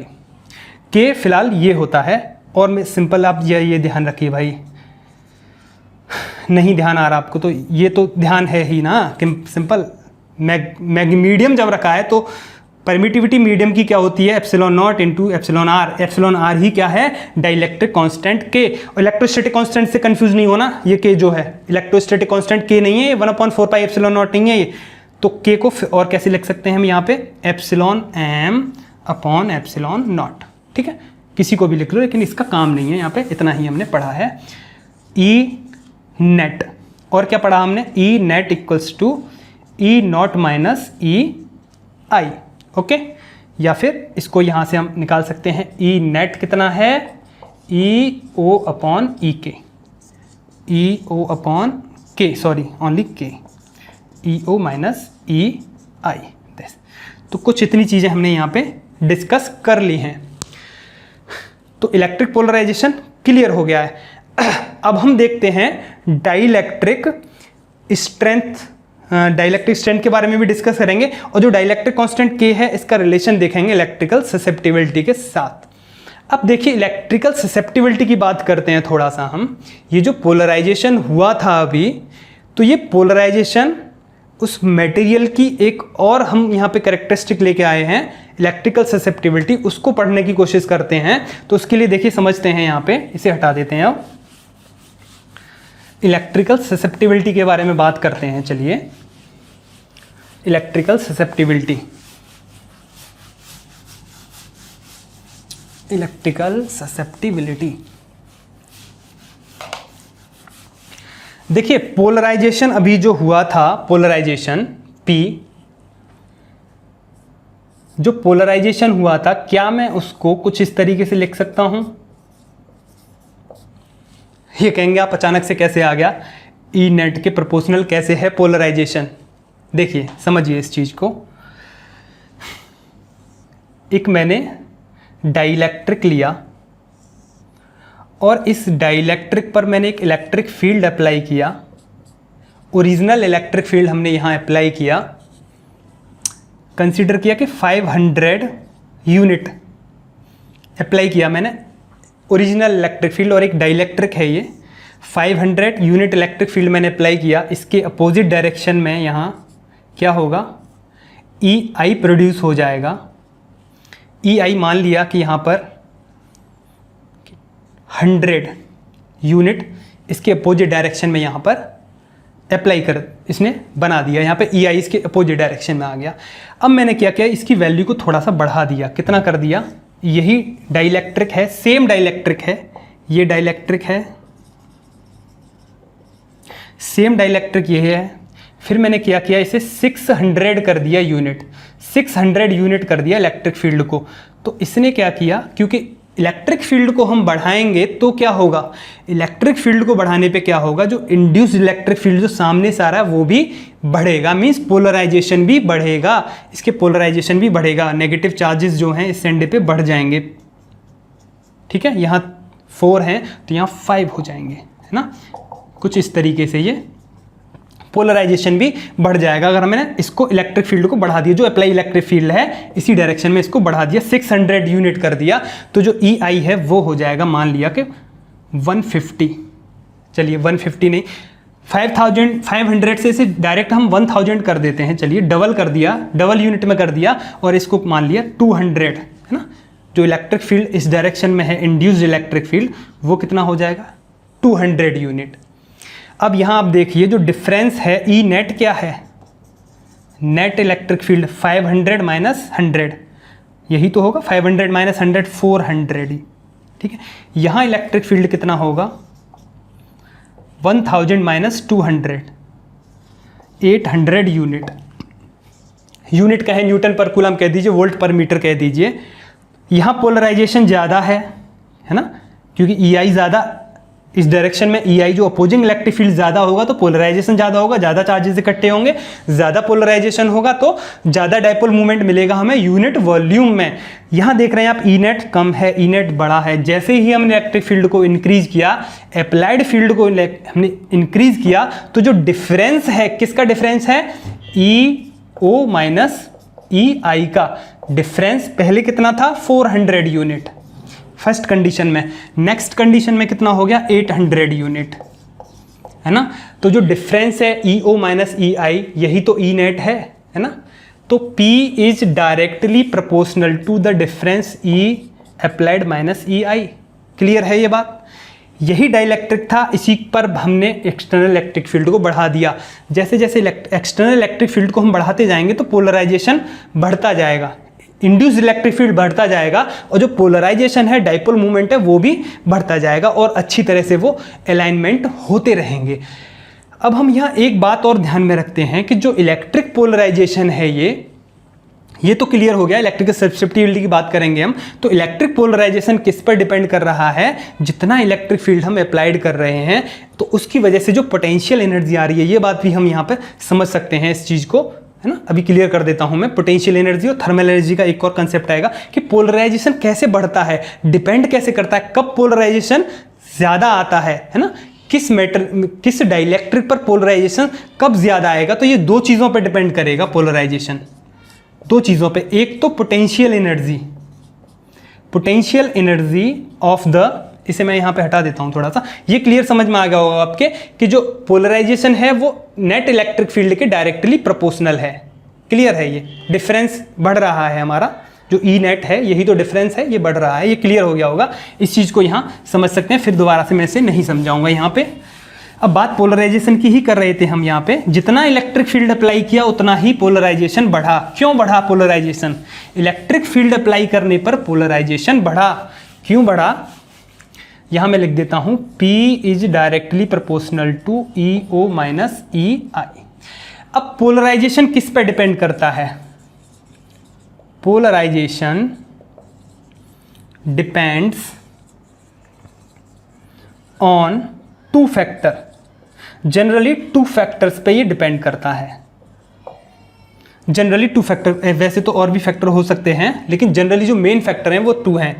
फर्स्ट है dipole potential energy, dipole potential energy, dipole potential energy tending to align the dipole with field. अभी समझते हैं इस चीज को, आपके समझ में नहीं आया होगा। सेकंड है thermal energy, thermal energy tending to disrupt the, ये चीज़ मैंने आपको स्टार्ट में ही बता देनी चाहिए थी लेकिन यहाँ बात आ गई तो यहाँ बता देते हैं इस चीज़ को, वहाँ ध्यान नहीं रहा हमें, थोड़ा सा यहाँ से फिर से पढ़ लेते हैं। Thermal energy tending to disrupt the alignment of the dipole. क्योंकि हम यहाँ देख रहे थे कि एक्सटर्नल फील्ड हमने अप्लाई किया तो पोलराइजेशन बढ़ रहा है। क्यों बढ़ रहा है, देखिए कि ये पोलर मॉलिक्यूल है, P है, इस डायरेक्शन में P है ना। कुछ ये इस तरीके से कोई मॉलिक्यूल रखा हुआ है, मीन्स हम ये कहें कि P इस डायरेक्शन में है किसी मॉलिक्यूल का, P क्या है, ये डाइपोल मूवमेंट है इस डायरेक्शन में, और हमने इलेक्ट्रिक फील्ड अप्लाई किया इस डायरेक्शन में, ठीक है। तो एक टॉर्क लगता है जो इसको घुमा के इसके डायरेक्शन में कर देता है, तो इसमें एक पोटेंशियल एनर्जी आ जाती है minus P.E। Dipole potential energy हमने फर्स्ट चैप्टर में पढ़ लिया था, तो ये आ जाती है इसके पास डाइपोल पोटेंशियल एनर्जी। तो इलेक्ट्रिक फील्ड अप्लाई करने पे यही तो हुआ था पोलराइजेशन में। तो पोटेंशियल एनर्जी क्या कर रही है, हेल्प कर रही है किसको? पोलराइजेशन को बढ़ाने में।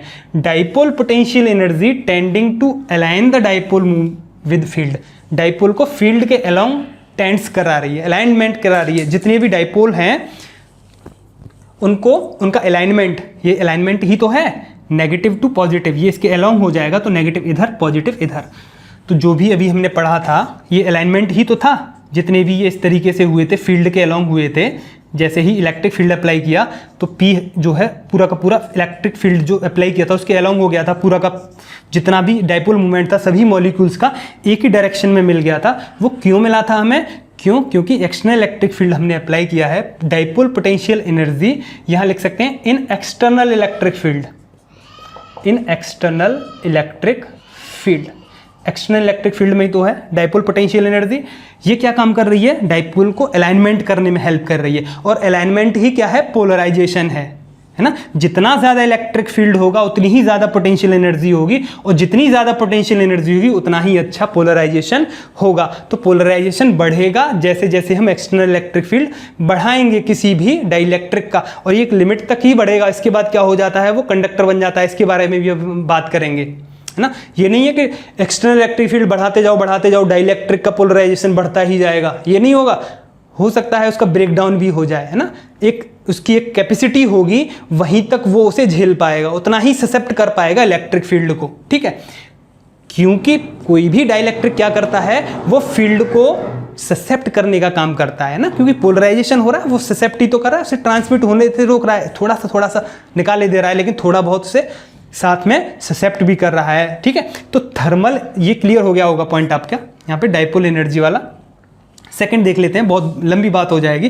Thermal energy tending to disrupt the alignment. और जो थर्मल एनर्जी, अगर इसको हीट करेंगे, किसी भी डाइइलेक्ट्रिक को अगर हम हीट करेंगे तो क्या होगा? वो रेंडम जो ओरिएंटेशन है वो बिगड़ेगा। अगर डाइपोल कुछ इस तरीके से रखे हैं, अगर इनको थर्मल एनर्जी मिलेगी तो ये रेंडमली इधर उधर मूव करेंगे तो इनका अलाइनमेंट क्या हो जाएगा? डिस्टर्ब हो जाएगा। तो थर्मल एनर्जी क्या काम करेगी? Tending to disrupt the alignment of the dipole. Disrupt the alignment means उसको बिगाड़ने में, अलाइनमेंट को बिगाड़ने में। तो थर्मल एनर्जी की वजह से पोलराइजेशन क्या होगा? डिक्रीज होगा। क्या होगा? डिक्रीज होगा, है ना। अगर थर्मल एनर्जी उसकी बढ़ेगी तो डिक्रीज होगा, और डाइपोल पोटेंशियल एनर्जी बढ़ेगी तो पोलराइजेशन इंक्रीज होगा, है ना। तो पोलराइजेशन, ये तो बात क्लियर हो गई थी किस पे डिपेंड कर रहा है? ई नेट पे डिपेंड कर रहा है, ये बात मैंने समझा दी थी। और पोलराइजेशन इन दो चीज़ों पर भी डिपेंड करता है कि पोलराइजेशन कब बढ़ेगा, कब नहीं बढ़ेगा, और कौन पोलराइजेशन को कम करने में काम करता है। थर्मल एनर्जी कम करती है पोलराइजेशन को, और डाइपोल पोटेंशियल एनर्जी उसको बढ़ाती है। डाइपोल पोटेंशियल एनर्जी कब आती है? एक्सटर्नल फील्ड अप्लाई करते हैं। तो ये बात आप ध्यान रखेंगे कि एक्सटर्नल इलेक्ट्रिक फील्ड बढ़ाने पर जो पोलराइजेशन है वो भी इंक्रीज्ड होता है। ये बात क्लियर हो गई होगी आपकी यहाँ पर। ये एनसीईआरटी में भी है ये पॉइंट, वहीं से ये पॉइंट लिया हुआ है, उसको मैंने एक्सप्लेन किया है यहाँ पे बस ओनली, ठीक है। तो पोलराइजेशन इन दो चीज़ों पर यहाँ डिपेंड कर रहा है, ये बात क्लियर है यहाँ पर, ठीक है। इसे मैं यहाँ से हटा देता हूँ। तो जो जो पोलराइजेशन है वो ई नेट पर डिपेंड यहाँ कर रहा है। और कहाँ तक बढ़ाएंगे इसको भी ध्यान रखेंगे हम, इसकी भी चर्चा करेंगे अभी कि पोलराइजेशन कब तक बढ़ेगा। कोई भी डाइइलेक्ट्रिक है, क्या हम इलेक्ट्रिक फील्ड बढ़ाते रहेंगे और पोलराइजेशन बढ़ता रहेगा? वो अभी हम डाइइलेक्ट्रिक स्ट्रेंथ में बात करेंगे, थोड़ी देर में अभी उसको भी डिस्कस करेंगे। पहले इलेक्ट्रिकल ससेप्टिबिलिटी पर चल रहे थे हम, इलेक्ट्रिकल ससेप्टिबिलिटी की बात कर रहे थे। तो यहाँ चलिए लिख देते हैं इलेक्ट्रिकल ससेप्टिबिलिटी।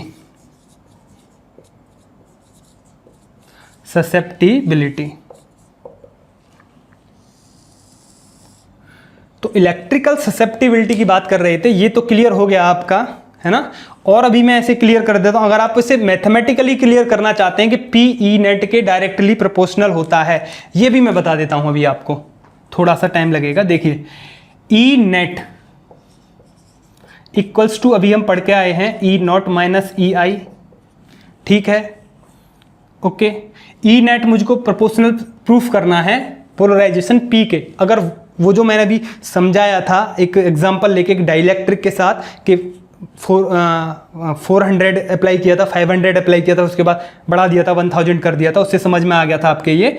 लेकिन अगर आप इसको मैथमेटिकली भी मैं ऐसे प्रूफ करके दिखा देता हूं यहां आपको, E net equals to E O minus, अब देखिए ई आई जो है, क्या मैं इसको लिख सकता हूं P polarisation upon epsilon naught. अचानक से आ गया, आपको धक्का लगा होगा बहुत बड़ा, कहां से आ गया देखिए, अभी समझाता हूं मैं आपको। ये डाइलेक्ट्रिक है, ये प्लस प्लेट होती है यहाँ पर और ये माइनस प्लेट होती है, ठीक है। डाइलेक्ट्रिक को बीच में रखा हमने, यहाँ माइनस माइनस माइनस, यहाँ प्लस प्लस प्लस, कुछ इस तरीके से यहाँ पर चार्जेस मिल जाते हैं हमें। जब हम बात करें कि ई आई जो प्रोड्यूस हुआ है इसके अपोजिट डायरेक्शन में ई आई, तो दो प्लेट्स के बीच में इलेक्ट्रिक फील्ड कितना होता है आप अच्छी तरह से जानते हैं, sigma upon epsilon not. First chapter में पढ़ा था, दो पैरेलल प्लेट हैं उनके बीच में जो इलेक्ट्रिक फील्ड है वो कितना रहता है, सिग्मा अपॉन एप्सिलॉन नॉट। और दोनों ही प्लेट कैसे हैं, अपोजिटली चार्जेस हैं। एक प्लेट की वजह से, और मैं ध्यान दिलवा देता हूं आपको, एक प्लेट की वजह से होता है 2 एप्सिलॉन नॉट, ठीक है। एक कोई भी प्लेट है अगर पॉजिटिवली चार्ज है तो उसकी वजह से plus sigma upon 2 epsilon not होता है, उसकी डायरेक्शन बताती है प्लस माइनस तो ओनली। इस प्लस की वजह से फील्ड की डायरेक्शन इधर हो जाएगी, इस माइनस की वजह से फील्ड की डायरेक्शन इधर हो जाएगी, तो ऐसे ही दो हो जाएंगे। डायरेक्शन दे दिए, इसीलिए प्लस माइनस का कोई यहाँ पर लोचा नहीं रहेगा, इन दोनों को ऐड करेंगे तो ये हो जाएगा। तो जो ई आई है, क्या उसे लिख सकते हैं इस तरीके से, इन दोनों, अब ये प्लेट की तरह ही तो काम करेंगे, एक सरफेस ये एक सरफेस ये, तो ई आई को हम लिख सकते हैं sigma upon epsilon naught.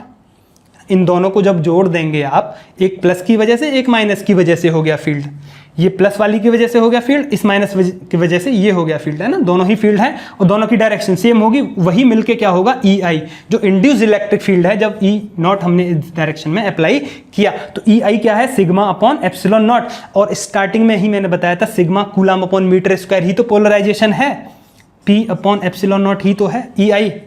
E I को मैंने क्या लिखा, direct P upon epsilon not, तो कोई प्रॉब्लम आपको यहाँ नहीं होनी चाहिए। अब यहाँ से मैं निकाल लेता हूँ E net equals to sigma naught E naught minus P, okay. P मुझे चाहिए तो पी मैं इधर ले लेता हूँ और ई नेट को मैं उधर कर देता हूँ, epsilon naught E naught minus E net. और देखिए ई नॉट को मुझे यहाँ से हटाना है ना, ई नॉट पार्ट हटाना है ई नेट के साथ ही, तो इसको, तो यहाँ से मैं कॉमन ले लेता हूँ एप्सिलॉन नॉट और ई नेट कॉमन ले लिया मैंने यहाँ से, और यहाँ E naught upon E net लिख सकते हैं इसको -1, ठीक है। P इक्वल्स टू लिख सकते हैं इसको, कैपिटल P है, पोलराइजेशन है ये, डायपोल मूवमेंट से कंफ्यूज नहीं होना, डायपोल मूवमेंट वाला स्मॉल p है, ठीक है। E naught upon E net को अभी हम पढ़ के आए हैं डाइलेक्ट्रिक कांस्टेंट K, तो P equals to sigma epsilon naught E net और दिस इज K, ये पूरा क्या है K, E naught upon E net K -1। तो P इक्वल्स टू, बहुत ही अच्छा रिलेशन निकाला है मैंने यहाँ पे, ससेप्टिबिलिटी भी आ गई आपकी यहाँ पर, K -1, सॉरी। देखिए एप्सिलॉन किसी एक डाइलेक्ट्रिक के लिए लेंगे तो ये तो कांस्टेंट है epsilon not, K dielectric constant रहेगा उसके लिए -1, ये पूरी टर्म कांस्टेंट रहेगी, तो लिख सकते हैं हम यहाँ पर polarisation is directly proportional to E net, और वही मैं यहाँ पर लेके चला हूँ, P is directly proportional to E net. Clear है, यहाँ स्टूडेंट्स को बहुत कंफ्यूजन रहता है कि ये जो डिफरेंस है ये पोलराइजेशन के प्रोपोर्शनल कैसे रहता है, तो ये तो मैथमेटिकल प्रूफ दे दिया मैंने और थ्योरेटिकल प्रूफ इससे पहले बता दिया था मैंने, ठीक है। पोलराइजेशन के डिपेंडेंट से पहले, जो पोलराइजेशन के बीच दो फैक्टर डिस्कस किए थे उससे पहले ये बात डिस्कस कर ली थी हमने, ठीक है। तो P is directly proportional to E net. और देखिए यहाँ पे एक चीज़ और बहुत अच्छी निकल के आ गई है, इसे आप यहाँ से हटा सकते हैं, क्योंकि इलेक्ट्रिकल ससेप्टिबिलिटी हम यहाँ पढ़ रहे हैं, इलेक्ट्रिकल ससेप्टिबिलिटी यहाँ पढ़ रहे हैं हम, है ना। तो देखिए K-1 इसी को हम कहते हैं इलेक्ट्रिकल ससेप्टिबिलिटी, इसको कहते हैं काई। ये एक नया यहाँ पर लेटर मैंने सिंबल लिया है, काई E इक्वल्स टू K-1। इस चीज को मैं यहां पुट कर देते हैं, तो अभी इसी बात को ले लेते हैं, P equals to epsilon naught E net और K-1। इस K-1 को मैं यहाँ पे इलेक्ट्रिकल ससेप्टिबिलिटी कहते हैं। कैसे? काई ई इलेक्ट्रिकल ससेप्टिबिलिटी। ऐसे ही मैग्नेटिक का चैप्टर पढ़ेंगे हम, वहां पे काई एम आएगा, मैग्नेटिक ससेप्टिबिलिटी आएगी वहां, ठीक है। तो K-1 को ही कहते हैं इलेक्ट्रिकल ससेप्टिबिलिटी। यही रिलेशन क्या है, इलेक्ट्रिकल ससेप्टिबिलिटी किससे रिप्रेजेंट कर रहे हैं, काई ई, ठीक है, काई ई, काई ई, ये रिलेशन हो गया। K क्या है, डाइलेक्ट्रिक कांस्टेंट, ये है काई ई इलेक्ट्रिकल ससेप्टिबिलिटी। तो इलेक्ट्रिकल ससेप्टिबिलिटी काई ई इक्वल्स टू कितना हुआ, P upon epsilon naught E net. ये है electrical susceptibility, this is P, okay. इसको डिफाइन करते हैं अभी थोड़ी देर में, और ये रिलेशन भी हो गया। इस रिलेशन को दूसरे तरीके से भी अभी प्रूफ करना बताऊंगा मैं आपको। ये जो रिलेशन लिया है इससे पहले तो मैंने आपको ये समझाया था। अगर थ्योरेटिकली आप इसे ऐसे समझ जाएं तो इसके बाद हम चलेंगे, फिर तब बताएंगे भाई इलेक्ट्रिकल ससेप्टिबिलिटी ये होती है, ठीक है। फिर से मैं बताता हूं इस रिलेशन को लेके इलेक्ट्रिकल ससेप्टिबिलिटी को आप किस तरीके से डिफाइन करेंगे, और बुक्स में भी इसको दिखाया गया है कि इस तरीके से इलेक्ट्रिकल ससेप्टिबिलिटी होती है। इलेक्ट्रिकल ससेप्टिबिलिटी कैसे समझेंगे इसे? अगर आप इसको डायरेक्ट लेके चलते हैं तो बुक्स में कैसे समझाया है generally, E net, P is directly proportional to E net. वो जो अभी हमने थ्योरेटिकली समझा था कि पोलराइजेशन इस डिफरेंस के डायरेक्टली प्रोपोर्शनल होता है, या जितना भी इलेक्ट्रिक फील्ड बनता है डाइलेक्ट्रिक के अंदर, जितना ज़्यादा बनेगा वो उतना ही P होगा। ये बात यहाँ पे निकल के आ रही है किसी एक डाइलेक्ट्रिक के लिए, है ना। ई नेट के डायरेक्टली प्रोपोर्शनल है।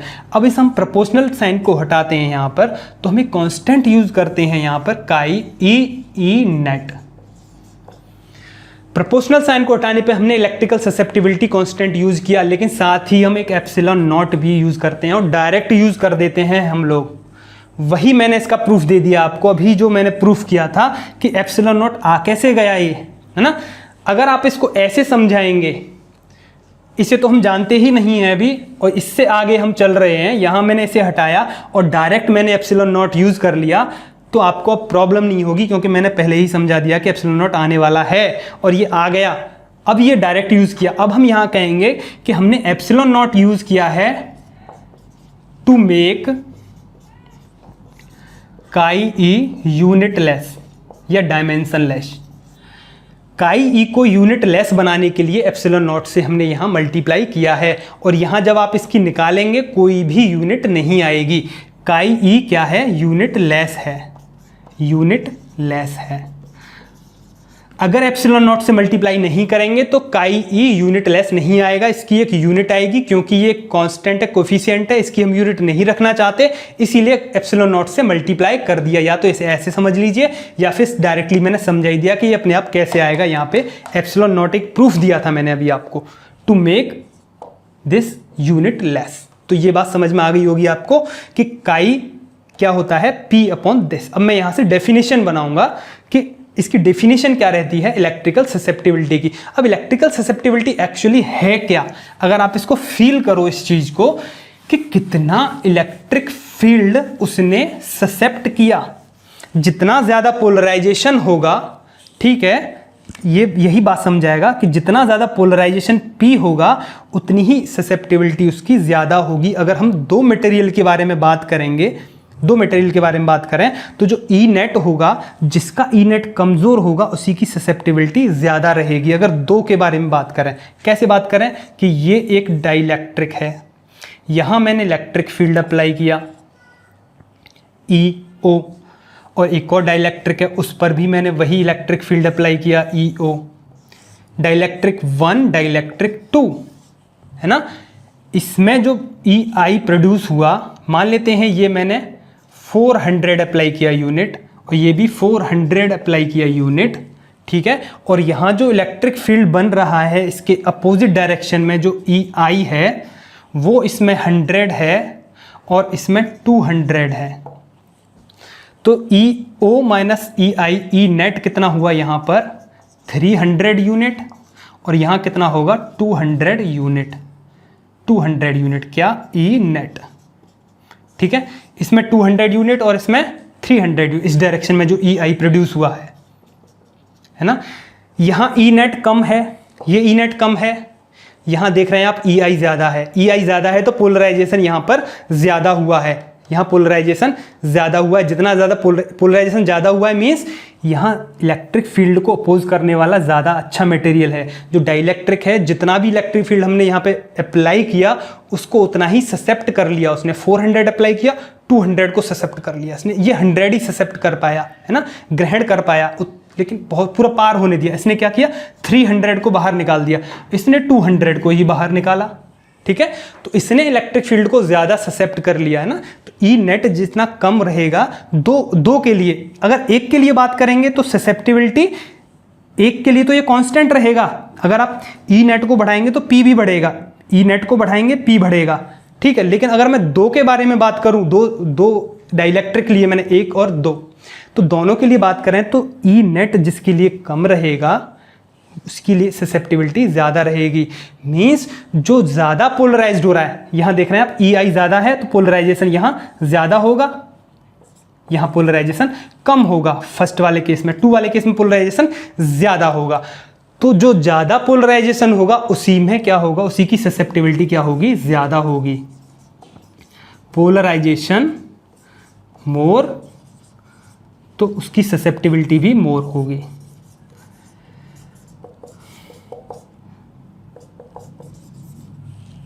मोर पोलराइजेशन मोर ससेप्टिबिलिटी, क्लियर है बात, है ना।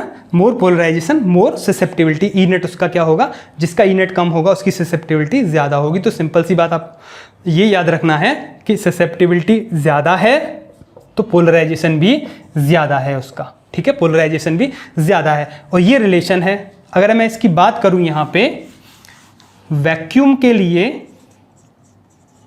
या एयर के लिए K कितना होता है, 1 होता है। तो वैक्यूम या एयर के लिए ससेप्टिबिलिटी क्या रहेगी, 0 रहेगी।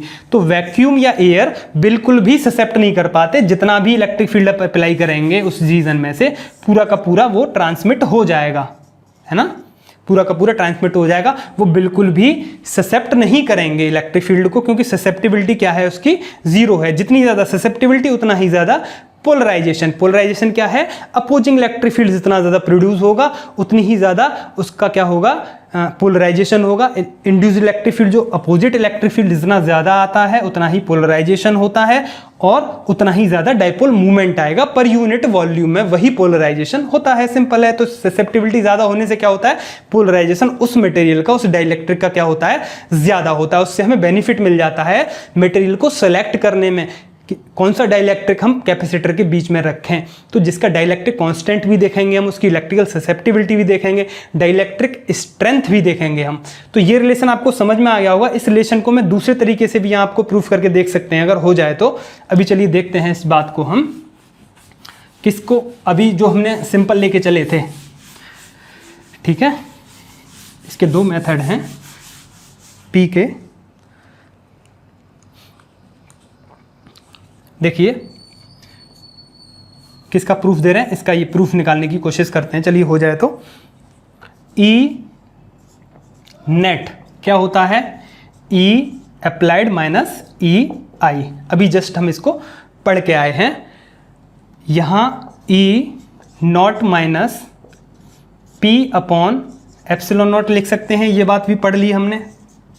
ठीक है, P directly proportional to E net था तो यहां हम लिख सकते हैं P equals to epsilon naught और काई ई और ई नेट, है ना। यहां से हमने इस प्रोपोर्शनलिटी साइन को हटाया तो एक यहाँ काई ई आया, इलेक्ट्रिकल ससेप्टिबिलिटी, साथ में एप्सिलॉन नॉट से हमने मल्टीप्लाई किया।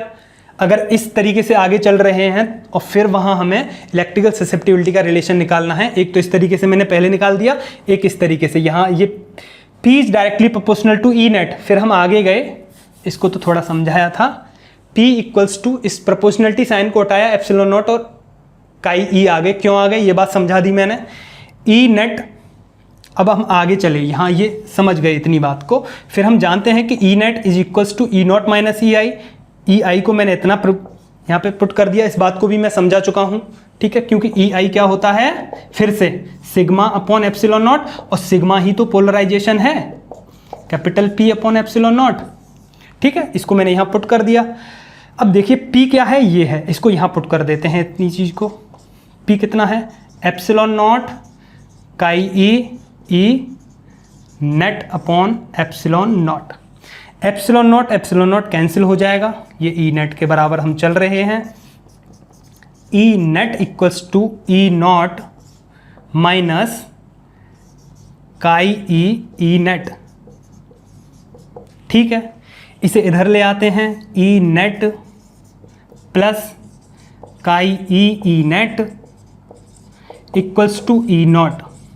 ई नेट कॉमन ले लेते हैं, यहीं पर ले लेते हैं कॉमन, और इसको लिख देंगे फिर हम 1 प्लस काई ई, लिख सकते हैं कुछ इस तरीके से। इस ई नेट को इधर पहुंचा देते हैं, यहाँ से हटा के ही मैंने यहाँ पहुंचा दिया ई नेट। और E naught upon E net क्या होता है, के डाइलेक्ट्रिक कांस्टेंट, अभी पढ़ चुके इस बात को हम।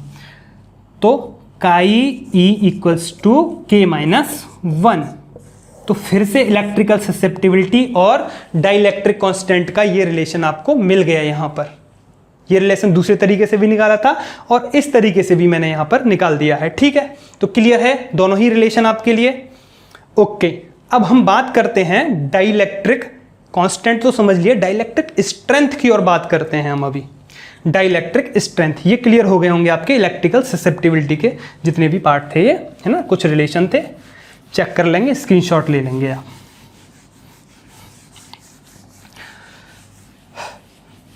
डाइलेक्ट्रिक कांस्टेंट का रिलेशन देख लिया। अब डाइलेक्ट्रिक स्ट्रेंथ की बात और कर लेते हैं।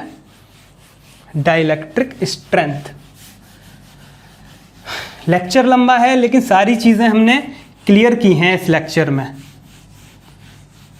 डाइलेक्ट्रिक कांस्टेंट के और डाइलेक्ट्रिक स्ट्रेंथ की भी और थोड़ी सी डिस्कस कर लेते हैं कि डाइलेक्ट्रिक स्ट्रेंथ क्या है। डाई इलेक्ट्रिक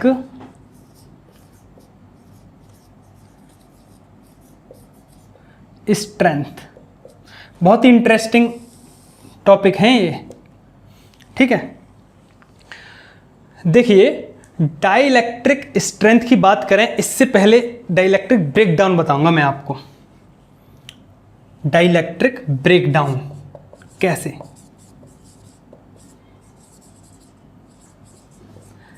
डाइलेक्ट्रिक ब्रेकडाउन, ये दो चीजें क्लियर करेंगे हम। डाइलेक्ट्रिक ब्रेकडाउन क्या होता है और डाइलेक्ट्रिक स्ट्रेंथ क्या होती है। देखिए सबसे पहले हमने एक डाइलेक्ट्रिक लिया, स्टार्ट में बताई थी मैंने ये बात, कहां तक हम इलेक्ट्रिक फील्ड अप्लाई जो कर रहे हैं कहां तक बढ़ा सकते हैं। ये हमने अप्लाइड कर दिया इलेक्ट्रिक फील्ड, कहीं यहाँ पॉजिटिव चार्जेस थे, एक यहाँ नेगेटिव चार्ज की प्लेट ले ली। वैसे भी आप इसे समझ सकते हैं अब तो सिंपल कि भाई इलेक्ट्रिक फील्ड हमने अप्लाई किया है और डाइलेक्ट्रिक रख दिया, अब तो बार बार ये प्लेट्स दिखाने की ज़रूरत नहीं है, है ना। इलेक्ट्रिक फील्ड हमने अप्लाई किया तो हुआ क्या कि ई आई मिल गया हमको, एक कुछ नेगेटिव चार्जेस मिल गए और यहाँ पॉजिटिव चार्जेस मिल गए।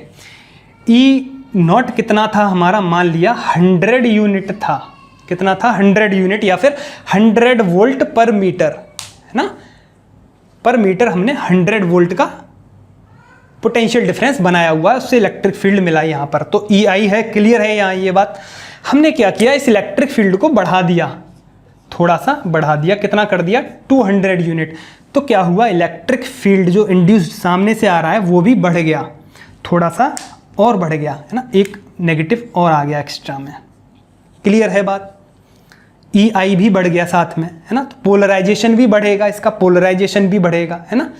हमने इसे और बढ़ाया, 300 यूनिट कर दिया, ई आई भी और बढ़ गया, और बढ़ गया ई आई, है ना, ये बढ़ता जा रहा है धीरे धीरे कर। पहले इतना मान लीजिए, फिर इतना हो गया, फिर ये मैग्नीट्यूड वेक्टर की जो लेंथ होती है वो मैग्नीट्यूड बता देती है, सिंपल, ये बढ़ता जा रहा है जैसे जैसे हम अप्लाइड इलेक्ट्रिक फील्ड को बढ़ा रहे हैं। तो पोलराइजेशन भी इसका साथ में बढ़ता जा रहा है। ठीक है, पोलराइजेशन भी बढ़ रहा है, इलेक्ट्रिक फील्ड अप्लाई कर रहे हैं वो भी बढ़ रहा है इसका।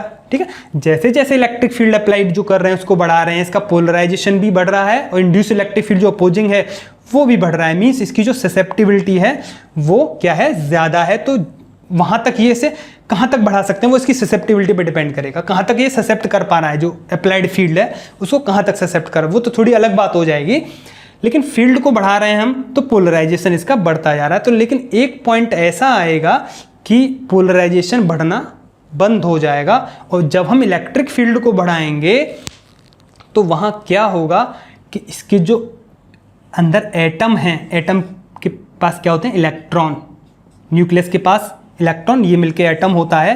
तो इसके अंदर जो डाइलेक्ट्रिक के अंदर जो इलेक्ट्रॉन्स हैं एटम के साथ जो टाइटली बाउंड थे, वो इसका जो रिलेशन है वो कमज़ोर हो जाएगा। क्यों हो जाएगा कि अप्लाइड इलेक्ट्रिक फील्ड बढ़ रहा है, ये इलेक्ट्रॉन इस डायरेक्शन में जो पॉजिटिव चार्ज है उसकी तरफ आने की कोशिश करेंगे, ये जो इलेक्ट्रॉन है इस डाइलेक्ट्रिक के, तो ये इसका रिश्ता तोड़ देंगे, मीन्स ये डिटैच्ड हो जाएंगे अपने पेरेंट एटम से। अगर ये पेरेंट एटम है, इसका पेरेंट्स एटम है, अपने पेरेंट्स एटम को ये छोड़ देंगे इलेक्ट्रॉन और ये फ्री हो जाएंगे। और ये जो डाइलेक्ट्रिक रखा था हमने, जब डाइलेक्ट्रिक में फ्री चार्जेस अवेलेबल हो जाएं तो वो किस में कन्वर्ट हो जाएगा, कंडक्टर में।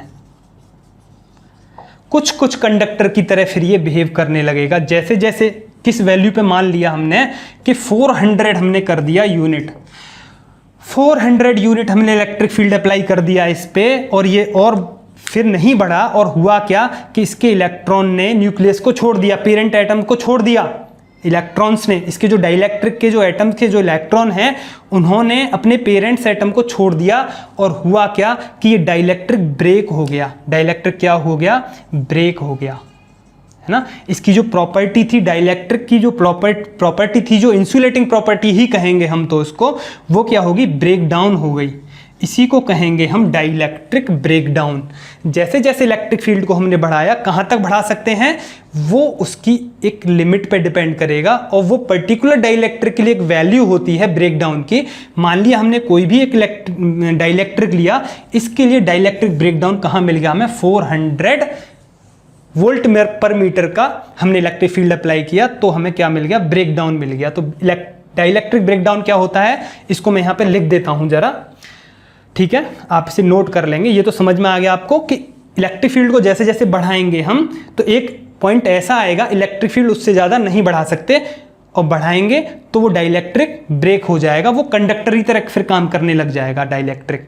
ठीक है, क्लियर है बात। तो मैं इसको यहाँ लिख देता हूँ इस चीज़ को कि डाइलेक्ट्रिक ब्रेकडाउन क्या होता है। डाइलेक्ट्रिक ब्रेकडाउन क्या होता है, इस चीज़ को यहाँ लिख देते हैं। When A dielectric is placed, इसे ऐसे लिखेंगे हम, when a dielectric is placed in very high electric field, बहुत हाई इलेक्ट्रिक फील्ड में ही तो रखा था अभी हमने। when a dielectric is placed in very high electric field, then होता क्या है, उसकी जो प्रॉपर्टी है इंसुलेटिंग प्रॉपर्टी वो ब्रेक हो जाती है। तो हम इसको लिखेंगे कुछ इस तरीके से, when a dielectric is placed in very high electric field without causing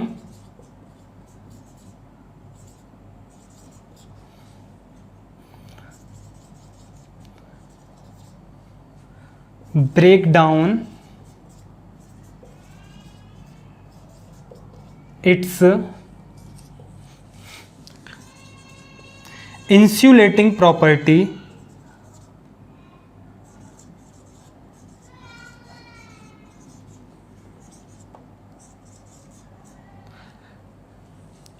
देखिए ये तो फिर डाइलेक्ट्रिक स्ट्रेंथ के बारे में हो जाएगा। यहाँ तो अभी हमने जो पढ़ा था वो थोड़ा सा गलत हो गया, ये सॉरी, वेरी सॉरी। अभी हमने क्या पढ़ा था कि वो डिटैच्ड हो जाता है, क्या हो जाता है, डिटैच्ड हो जाता है। When A dielectric is placed in, dielectric strength को लिख गए हम, in very high electric field, electric field electrons detached, detached means टूट जाते हैं, इलेक्ट्रॉन्स डिटैच्ड देयर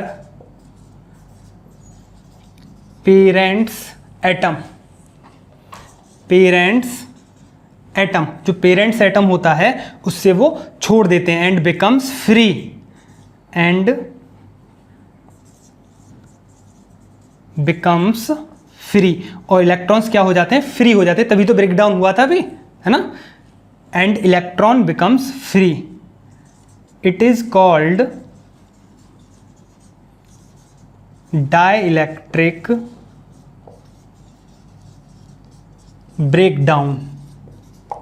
ठीक है, कैसे, ये एक डाइइलेक्ट्रिक था, इस पर अप्लाइड फील्ड को, जो इलेक्ट्रिक फील्ड है उसको हम बढ़ाते गए, पहले 200, फिर 300, फिर मान लिया कि 500 है फिलहाल अभी, और उस पर क्या हुआ, इलेक्ट्रॉन्स ने, ये नॉट अप्लाइड है, इलेक्ट्रॉन्स ने पेरेंट्स एटम को छोड़ दिया और ये फ्री हो गए, क्या हो गए, डाइइलेक्ट्रिक्स के फ्री हो गए, तो ये कंडक्टर की तरह बिहेव करने लगता है ना, atoms becomes free, it is called dielectric breakdown. और इससे पहले आप ये भी लिख सकते हो कि then it is called dielectric breakdown, hence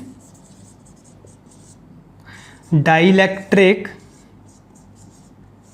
now behaved as a conductor, clear है, ये हो गया डाइइलेक्ट्रिक ब्रेकडाउन। और इसको मैंने क्लियर भी कर दिया था कि जब इलेक्ट्रॉन्स अपने पेरेंट्स एटम को छोड़ देते हैं। अगर हम बात करें डाइइलेक्ट्रिक स्ट्रेंथ की, तो जिस इलेक्ट्रिक फील्ड पर, जैसे अभी 500 यूनिट पर वो डाइइलेक्ट्रिक ब्रेकडाउन हुआ, तो ये जो इलेक्ट्रिक फील्ड की वैल्यू है यही डाइइलेक्ट्रिक स्ट्रेंथ है ना। जिस इलेक्ट्रिक फील्ड पर डाइइलेक्ट्रिक कंडक्टर की तरह बिहेव करना स्टार्ट कर दे, या फिर डाइइलेक्ट्रिक का ब्रेकडाउन जो हो जाए जिस इलेक्ट्रिक फील्ड पर, वो होती है डाइइलेक्ट्रिक स्ट्रेंथ। तो कम से कम हर एक डाइइलेक्ट्रिक की एक वैल्यू होती है, किसकी, डाइइलेक्ट्रिक स्ट्रेंथ की, है ना, किसी न किसी मिनिमम वैल्यू पे तो मिलेगा, है ना। ब्रेकडाउन किसी एक पर्टिकुलर वैल्यू पर ही तो मिलेगा आपको। अभी 500 यूनिट पर मिला था, तो ये क्या थी, इसकी डाइइलेक्ट्रिक स्ट्रेंथ। यूनिट को हटा के मैं यहाँ पे वोल्ट पर मीटर लिख देता हूँ, यूनिट लिख देता हूँ इसकी इलेक्ट्रिक फील्ड की, या फिर न्यूटन पर कूलम लिख सकते हैं आप। ठीक है, तो ये डाइइलेक्ट्रिक स्ट्रेंथ कैसे कहेंगे हम इसको, देखिए, the minimum electric field, the minimum electric field at which dielectric breakdown occurs, dielectric breakdown occurs is called dielectric strength, dielectric strength. Clear है ना।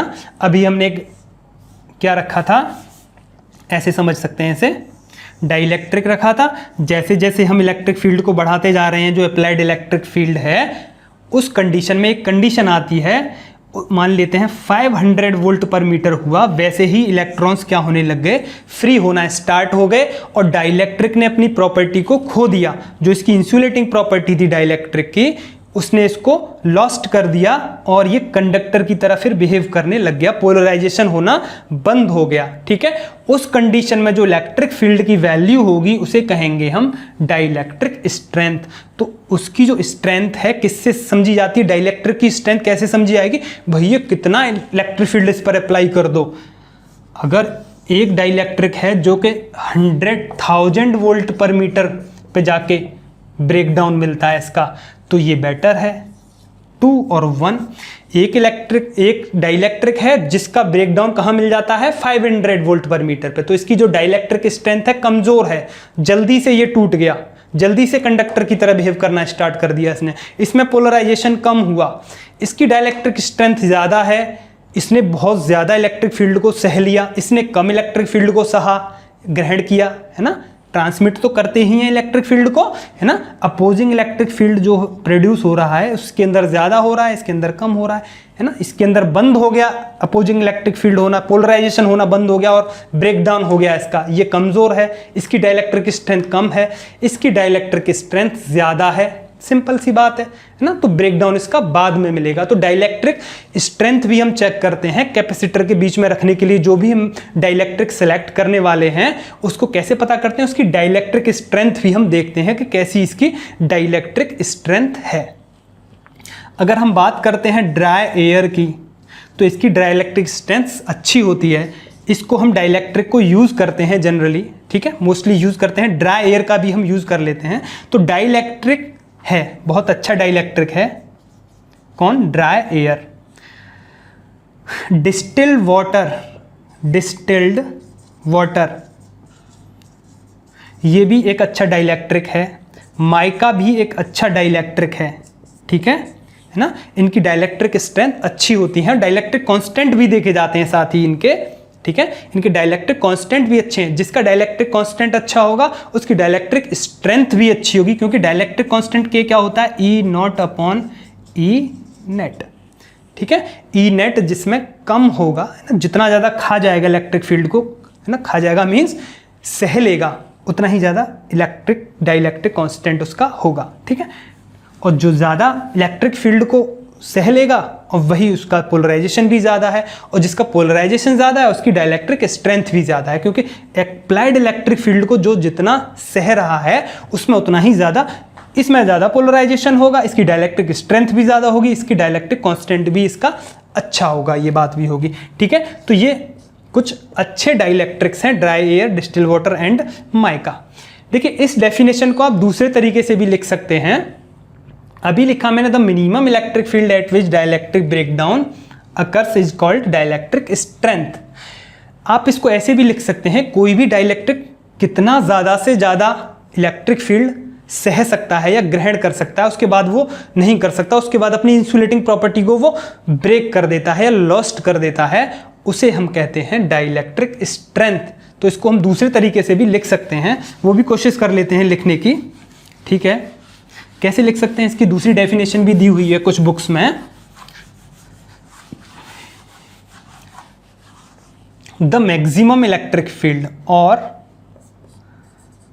The maximum electric field, the maximum electric field can exist in a dielectric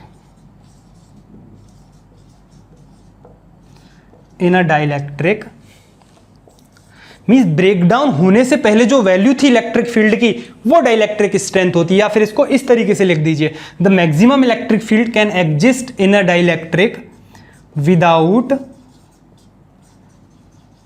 causing breakdown its insulating property, या फिर कहें dielectric property. The maximum electric field can exist, है ना, एक dielectric है, इसमें कितना मैक्सिमम इलेक्ट्रिक फील्ड हम अप्लाई कर सकते हैं इस पर, है ना, कितना ये सह सकता है। 500 वोल्ट पर मीटर इसने सह लिया मैक्सिमम, इतना, इससे ज़्यादा नहीं सहेगा भाई। तो इतना maximum electric field can exist in A dielectric without causing breakdown it's insulating property. तो इसका ब्रेकडाउन होने से पहले जस्ट जो वैल्यू थी उसको कहेंगे हम dielectric strength. Insulating property is called what? Dielectric strength, dielectric strength, ठीक है। तो डाइलेक्ट्रिक स्ट्रेंथ को कुछ हम इस तरीके से भी समझा सकते हैं। तो ये क्लियर हो गया होगा आपका, ठीक है। इसके बाद हम देख लेते हैं यहां पर कि जो चार्जेस आए थे वो चीज़ भी रह गई है थोड़ी सी, कई बार कंपटीशन में आ जाता है ये। जो इंड्यूस चार्ज आया था डाइलेक्ट्रिक पर उसकी वैल्यू कितनी रहेगी, उसे कैसे समझेंगे? देखिए कोशिश करते हैं ऐसे भी। इलेक्ट्रिक फील्ड अप्लाई किया हमने ई नॉट, ये डाइलेक्ट्रिक है, नेगेटिव चार्ज आ जाएंगे इस एंड पर, ये पॉजिटिव चार्ज आ जाएंगे इस एंड पर, minus Q I induce charge, negative induce charge, ये प्लस इंड्यूस्ड चार्ज, ई आई इसके अपोजिट में आया ये। तो ये क्यू आई है, इसकी वैल्यू कोशिश करते हैं निकालने की, कितना इंड्यूस चार्ज आता है इसके सरफेसेस पर, वो अगर कोशिश करें तो हम ई नेट क्या होता है, E O minus E I, simple. तो E net equals to E O minus, देखिए ई आई को हम कैसे लिख सकते हैं, सिग्मा आई अपॉन एप्सिलॉन नॉट लिख सकते हैं, या फिर सिग्मा अपॉन एप्सिलॉन नॉट, है ना, दो प्लेट के बीच में जो इलेक्ट्रिक फील्ड है, क्लियर है, ये बात भी हम कर चुके हैं। पी अपॉन एप्सिलॉन नॉट लिखा था, पी ही सिग्मा होता है ना, sigma I upon epsilon not अब हम इस तरीके से लिख सकते हैं। तो यहाँ हमें क्योंकि क्या चाहिए, अब क्यू आई हमें निकालना है, तो यहाँ पर ई नॉट को हम किस तरीके से लिख सकते हैं, देखिए ई नॉट को हम जानते हैं कितना होता है, ई अपॉन ई नेट, ई नॉट अपॉन ई नेट कितना होता है, के, ठीक है। तो यहाँ हम इसे इस डायरेक्शन में ले लेते हैं, चलिए, sigma I upon epsilon naught equals to E O minus E net, ये तो जानते ही हैं हम। एप्सिलॉन नॉट को इधर भेज देते हैं, तो सिग्मा आई इक्वल्स टू कितना हो जाएगा, epsilon naught E O minus E net, ठीक है। तो ई ओ माइनस ई नेट, तो ई नेट कितना है, E O upon K, epsilon naught this E O minus E net कितना होगा, ई ओ अपॉन के, तो sigma i equals to this, ठीक है। तो sigma i equals to epsilon naught, यहाँ से ई नॉट कॉमन आ जाएगा, 1 माइनस 1 अपॉन के, तो सिग्मा आई ये हो जाएगा। तो ये तो हो जाएगी सरफेस चार्ज डेंसिटी, ठीक है। और इसे एक बार चेक कर लेते हैं, ई नॉट माइनस दिस, ठीक है, इसे हम इधर ले गए, sigma I upon epsilon naught, E not इसको इधर कर दिया, ई नेट की वैल्यू कितनी रखी, ई नॉट अपॉन के, दिस, ई नॉट यहाँ कॉमन आ गया, सिग्मा आई इज दिस, ठीक है। तो यहाँ में सिग्मा आई को हम जानते हैं, सिग्मा क्यू अपॉन ए होता है, तो सिग्मा आई कितना हो जाएगा, इंड्यूस चार्ज जितना भी होगा इसको हम यहाँ लगा देंगे, जिससे क्यू आई जो चार्ज है वो आ जाएगा, है ना, ठीक है। इसकी जगह क्या लगाएंगे हम, Q i upon A equals to epsilon naught और ई नॉट, और ये 1 माइनस 1 अपॉन के। इसे भी हम लिख सकते हैं, ई नॉट को कैसे लिखेंगे, सिग्मा अपॉन एप्सिलॉन नॉट लिख सकते हैं, सिंपल है, ठीक है। सिग्मा जो अप्लाई इलेक्ट्रिक फील्ड है कितना है, सिग्मा अपॉन एप्सिलॉन नॉट, ये सिग्मा क्या है, जो भी प्लेट रखी हुई है एक्सटर्नल इलेक्ट्रिक फील्ड की, उसकी कितनी डेंसिटी है, ठीक है, उसकी जो डेंसिटी है वो सिग्मा है, इसकी माइनस सिग्मा, इसकी प्लस सिग्मा, ठीक है। ये जो डाइलेक्ट्रिक रखा इस इलेक्ट्रिक फील्ड में रखा, जिसकी surface charge density plus sigma और माइनस सिग्मा थी, तो इसको भी यहाँ रिप्लेस कर सकते हैं हम, एप्सिलॉन नॉट और ये sigma upon epsilon not, Q, इसको हमें यहीं कर देना चाहिए था, चलिए कोई बात नहीं, यहाँ कर दिया है, एप्सिलॉन से epsilon cancel, 1 minus 1 upon K, ठीक है। तो क्यू आई अपॉन ए, इसको मैं यहाँ लिख देता हूँ डायरेक्ट, इसे आप स्क्रीनशॉट ले सकते हैं। तो this Q i upon A equals to this sigma 1 minus 1 upon K, ठीक है, यही चीज़ है। सिग्मा को लिख सकते हैं क्यू अपॉन ए, ठीक है, क्योंकि कंप्लीटली फिल्ड किया है इसको, तभी हमने ये यूज़ किया है, क्या ये, इसको तभी यूज कर पाएंगे, डाइलेक्ट्रिक को कंप्लीटली फिल्ड किया प्लेट्स के बीच में, जितने एरिया में क्यू है उतने ही एरिया में क्यू आई आया, लेकिन दिखाने के लिए छोटा सा दिखता है आपको, लेकिन ये कंप्लीटली फिल्ड है ना, समझ नहीं आएगा, इसको पूरा बड़ा कर देंगे तो इसके बीच में कुछ रखा है, ये नहीं है कि ये जगह खाली है, कंप्लीटली डाइलेक्ट्रिक फिल्ड है, तभी हमने इसको यूज किया है यहाँ पे इस फॉर्मूले को। इस फॉर्मूले को जब यूज करेंगे तब कंप्लीटली फिल्ड होगा डाइलेक्ट्रिक प्लेट्स के बीच में, तो ए और ए को कैंसिल कर देंगे, तो क्यू जो आई है, कितना इंड्यूस चार्जेस आया इस डाइलेक्ट्रिक की सरफेसेस पर, जो प्लेट्स हैं इसकी दोनों ही सरफेसेस हैं, इन पर कितना इंड्यूस चार्ज आया वो ये आएगा, क्यू 1 माइनस 1 अपॉन के।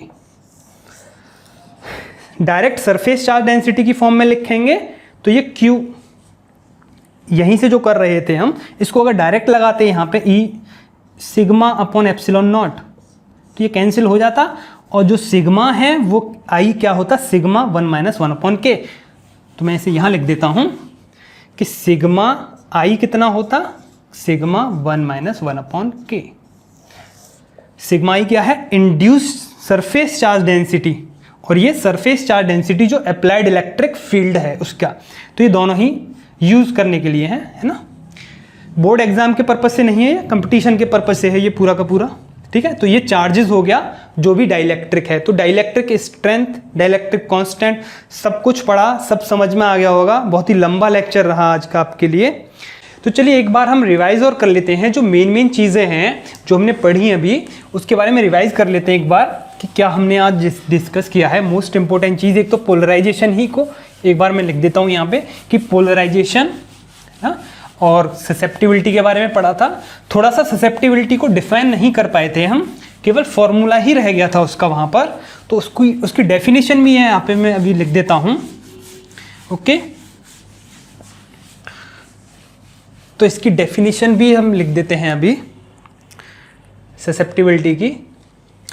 देखिए एक तो हमने पोलराइजेशन देखा। पोलराइजेशन क्या होता है, वेक्टर क्वांटिटी होती है, और जो P है, P क्या है, small p dipole movement per unit volume. जितना भी डाइपोल मूवमेंट है पर यूनिट वॉल्यूम में, वही होता है इलेक्ट्रिक पोलराइजेशन। किसी भी डाइलेक्ट्रिक के लिए, कोई भी डाइलेक्ट्रिक मान लिया हमने ये, और यहाँ हमने इलेक्ट्रिक फील्ड अप्लाइड किया E not electric field applied किया, EI इसके अगेंस्ट इलेक्ट्रिक फील्ड बना, इंड्यूस्ड इलेक्ट्रिक फील्ड। यहाँ नेगेटिव चार्जेस और यहाँ पॉजिटिव चार्जेस, ठीक है। E नेट हमने देखा कितना नेट इलेक्ट्रिक फील्ड बनता है, वो होता है E नॉट - EI। इसको भी हमने स्टडी किया, ठीक है। P को हम सिग्मा भी कहते हैं, सिग्मा I या सिग्मा P भी कहते हैं, क्योंकि इसकी यूनिट क्या रहती है, कूलाम पर मीटर स्क्वायर। इसीलिए सिग्मा जो सरफेस चार्ज डेंसिटी होती है वो भी कूलाम पर मीटर स्क्वायर ही होती है, ठीक है। तो E नेट को हमने पढ़ा, ये होता है। डाइलेक्ट्रिक कांस्टेंट को हमने पढ़ा, क्या था, पहले भी पढ़ चुके हैं इसको, E naught upon E net, ठीक है। ये डाइलेक्ट्रिक कांस्टेंट के बारे में भी हमने पढ़ा इसमें, है ना। मोस्ट इंपॉर्टेंट हमने जो काई E था, कितना था वो, P upon epsilon naught into E net, जो रिड्यूस्ड वैल्यू है इलेक्ट्रिक फील्ड की। दिस इज काई E, इलेक्ट्रिकल ससेप्टिबिलिटी। इसकी डेफिनेशन नहीं लिख पाए थे हम, फिलहाल अब फिर से लिख देते हैं, इलेक्ट्रिकल ससेप्टिबिलिटी। ससेप्टिबिलिटी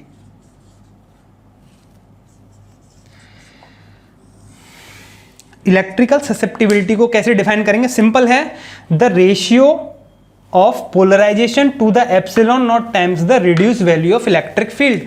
तो जितनी ज़्यादा रिड्यूस वैल्यू इलेक्ट्रिक फील्ड जितना रिड्यूस होगा वो उतना ही ससेप्ट कर पाएगा, मीन्स टॉलरेट कर पाएगा। जो हमने इलेक्ट्रिक फील्ड रखा है, जितना ज़्यादा EI बनेगा उसका E नॉट - EI उतना ही क्या होगा, लेस होगा, है ना। और ये जितना लेस रहेगा किसी दूसरे डाइलेक्ट्रिक के लिए, उसके लिए ये वैल्यू उतनी ही ज़्यादा होती है, मीन्स उसका जो इलेक्ट्रिक फील्ड है उसको उतना ही टॉलरेट कर पा रहा है। देखिए E नॉट हमने ये लगाया, EI अगर जितना ज़्यादा अपोजिंग इलेक्ट्रिक फील्ड इसमें आएगा डाइलेक्ट्रिक में, उतना ही ये टॉलरेट कर पाएगा इलेक्ट्रिक फील्ड को, जो अप्लाइड इलेक्ट्रिक फील्ड को उतना जितना ज़्यादा टॉलरेट करेगा कोई भी डाइलेक्ट्रिक, उसकी ससेप्टिबिलिटी उतनी ही ज़्यादा होगी। Susceptibility means tolerance of electric field. तो हम कहें तो इलेक्ट्रिकल ससेप्टिबिलिटी हमें क्या बताती है, एक तो सिंपल है, degree of, it indicates the degree of polarisation, degree of polarisation, polarisation, है ना। जितनी ज़्यादा ससेप्टिबिलिटी होगी उतना ही उसमें पोलराइजेशन होगा। क्यों होगा, जितना ज़्यादा अपोजिंग EI आएगा उतना ही ज़्यादा उसमें पोलराइजेशन हुआ होगा, इसीलिए वो टॉलरेट कर रहा है अप्लाइड इलेक्ट्रिक फील्ड को। तो डिग्री ऑफ पोलराइजेशन कौन बताता है, इलेक्ट्रिकल ससेप्टिबिलिटी काई E, ठीक है, काई E, डिग्री ऑफ पोलराइजेशन। इसको लिखेंगे कैसे, डेफिनेशन की फॉर्म में कैसे लिखेंगे, the ratio of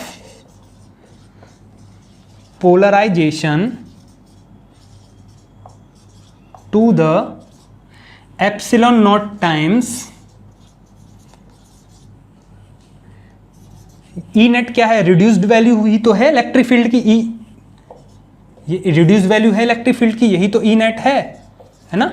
E not apply किया था, sorry E I, this is E I इतना अपोजिंग मिल गया, तो ये टोटल वैल्यू है इलेक्ट्रिक फील्ड की, नेट वैल्यू है या फिर कहें reduced value.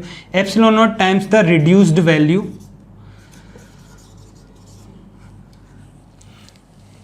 Of electric field, electric field. तो electrical susceptibility means tolerance of electric field, जितना ज़्यादा वो टॉलरेट करेगा इलेक्ट्रिक फील्ड जो अप्लाई किया है, जितना ज़्यादा कोई डाइलेक्ट्रिक टॉलरेट करेगा उतना ही ज़्यादा उसमें पोलराइजेशन होगा, जिसका पोलराइजेशन ज़्यादा होगा उसकी इलेक्ट्रिकल ससेप्टिबिलिटी भी ज़्यादा होगी। तो ये इलेक्ट्रिकल ससेप्टिबिलिटी को कुछ हम इस तरीके से डिफाइन कर सकते हैं, ये हमने पढ़ ही लिया था, सिंपल, ठीक है। तो ये मोस्ट ऑफ द चीज़ आज हमने डिस्कस की डाइलेक्ट्रिक्स एंड पोलराइजेशन के बारे में। ओके, तो आज के लिए इतना ही, थैंक यू।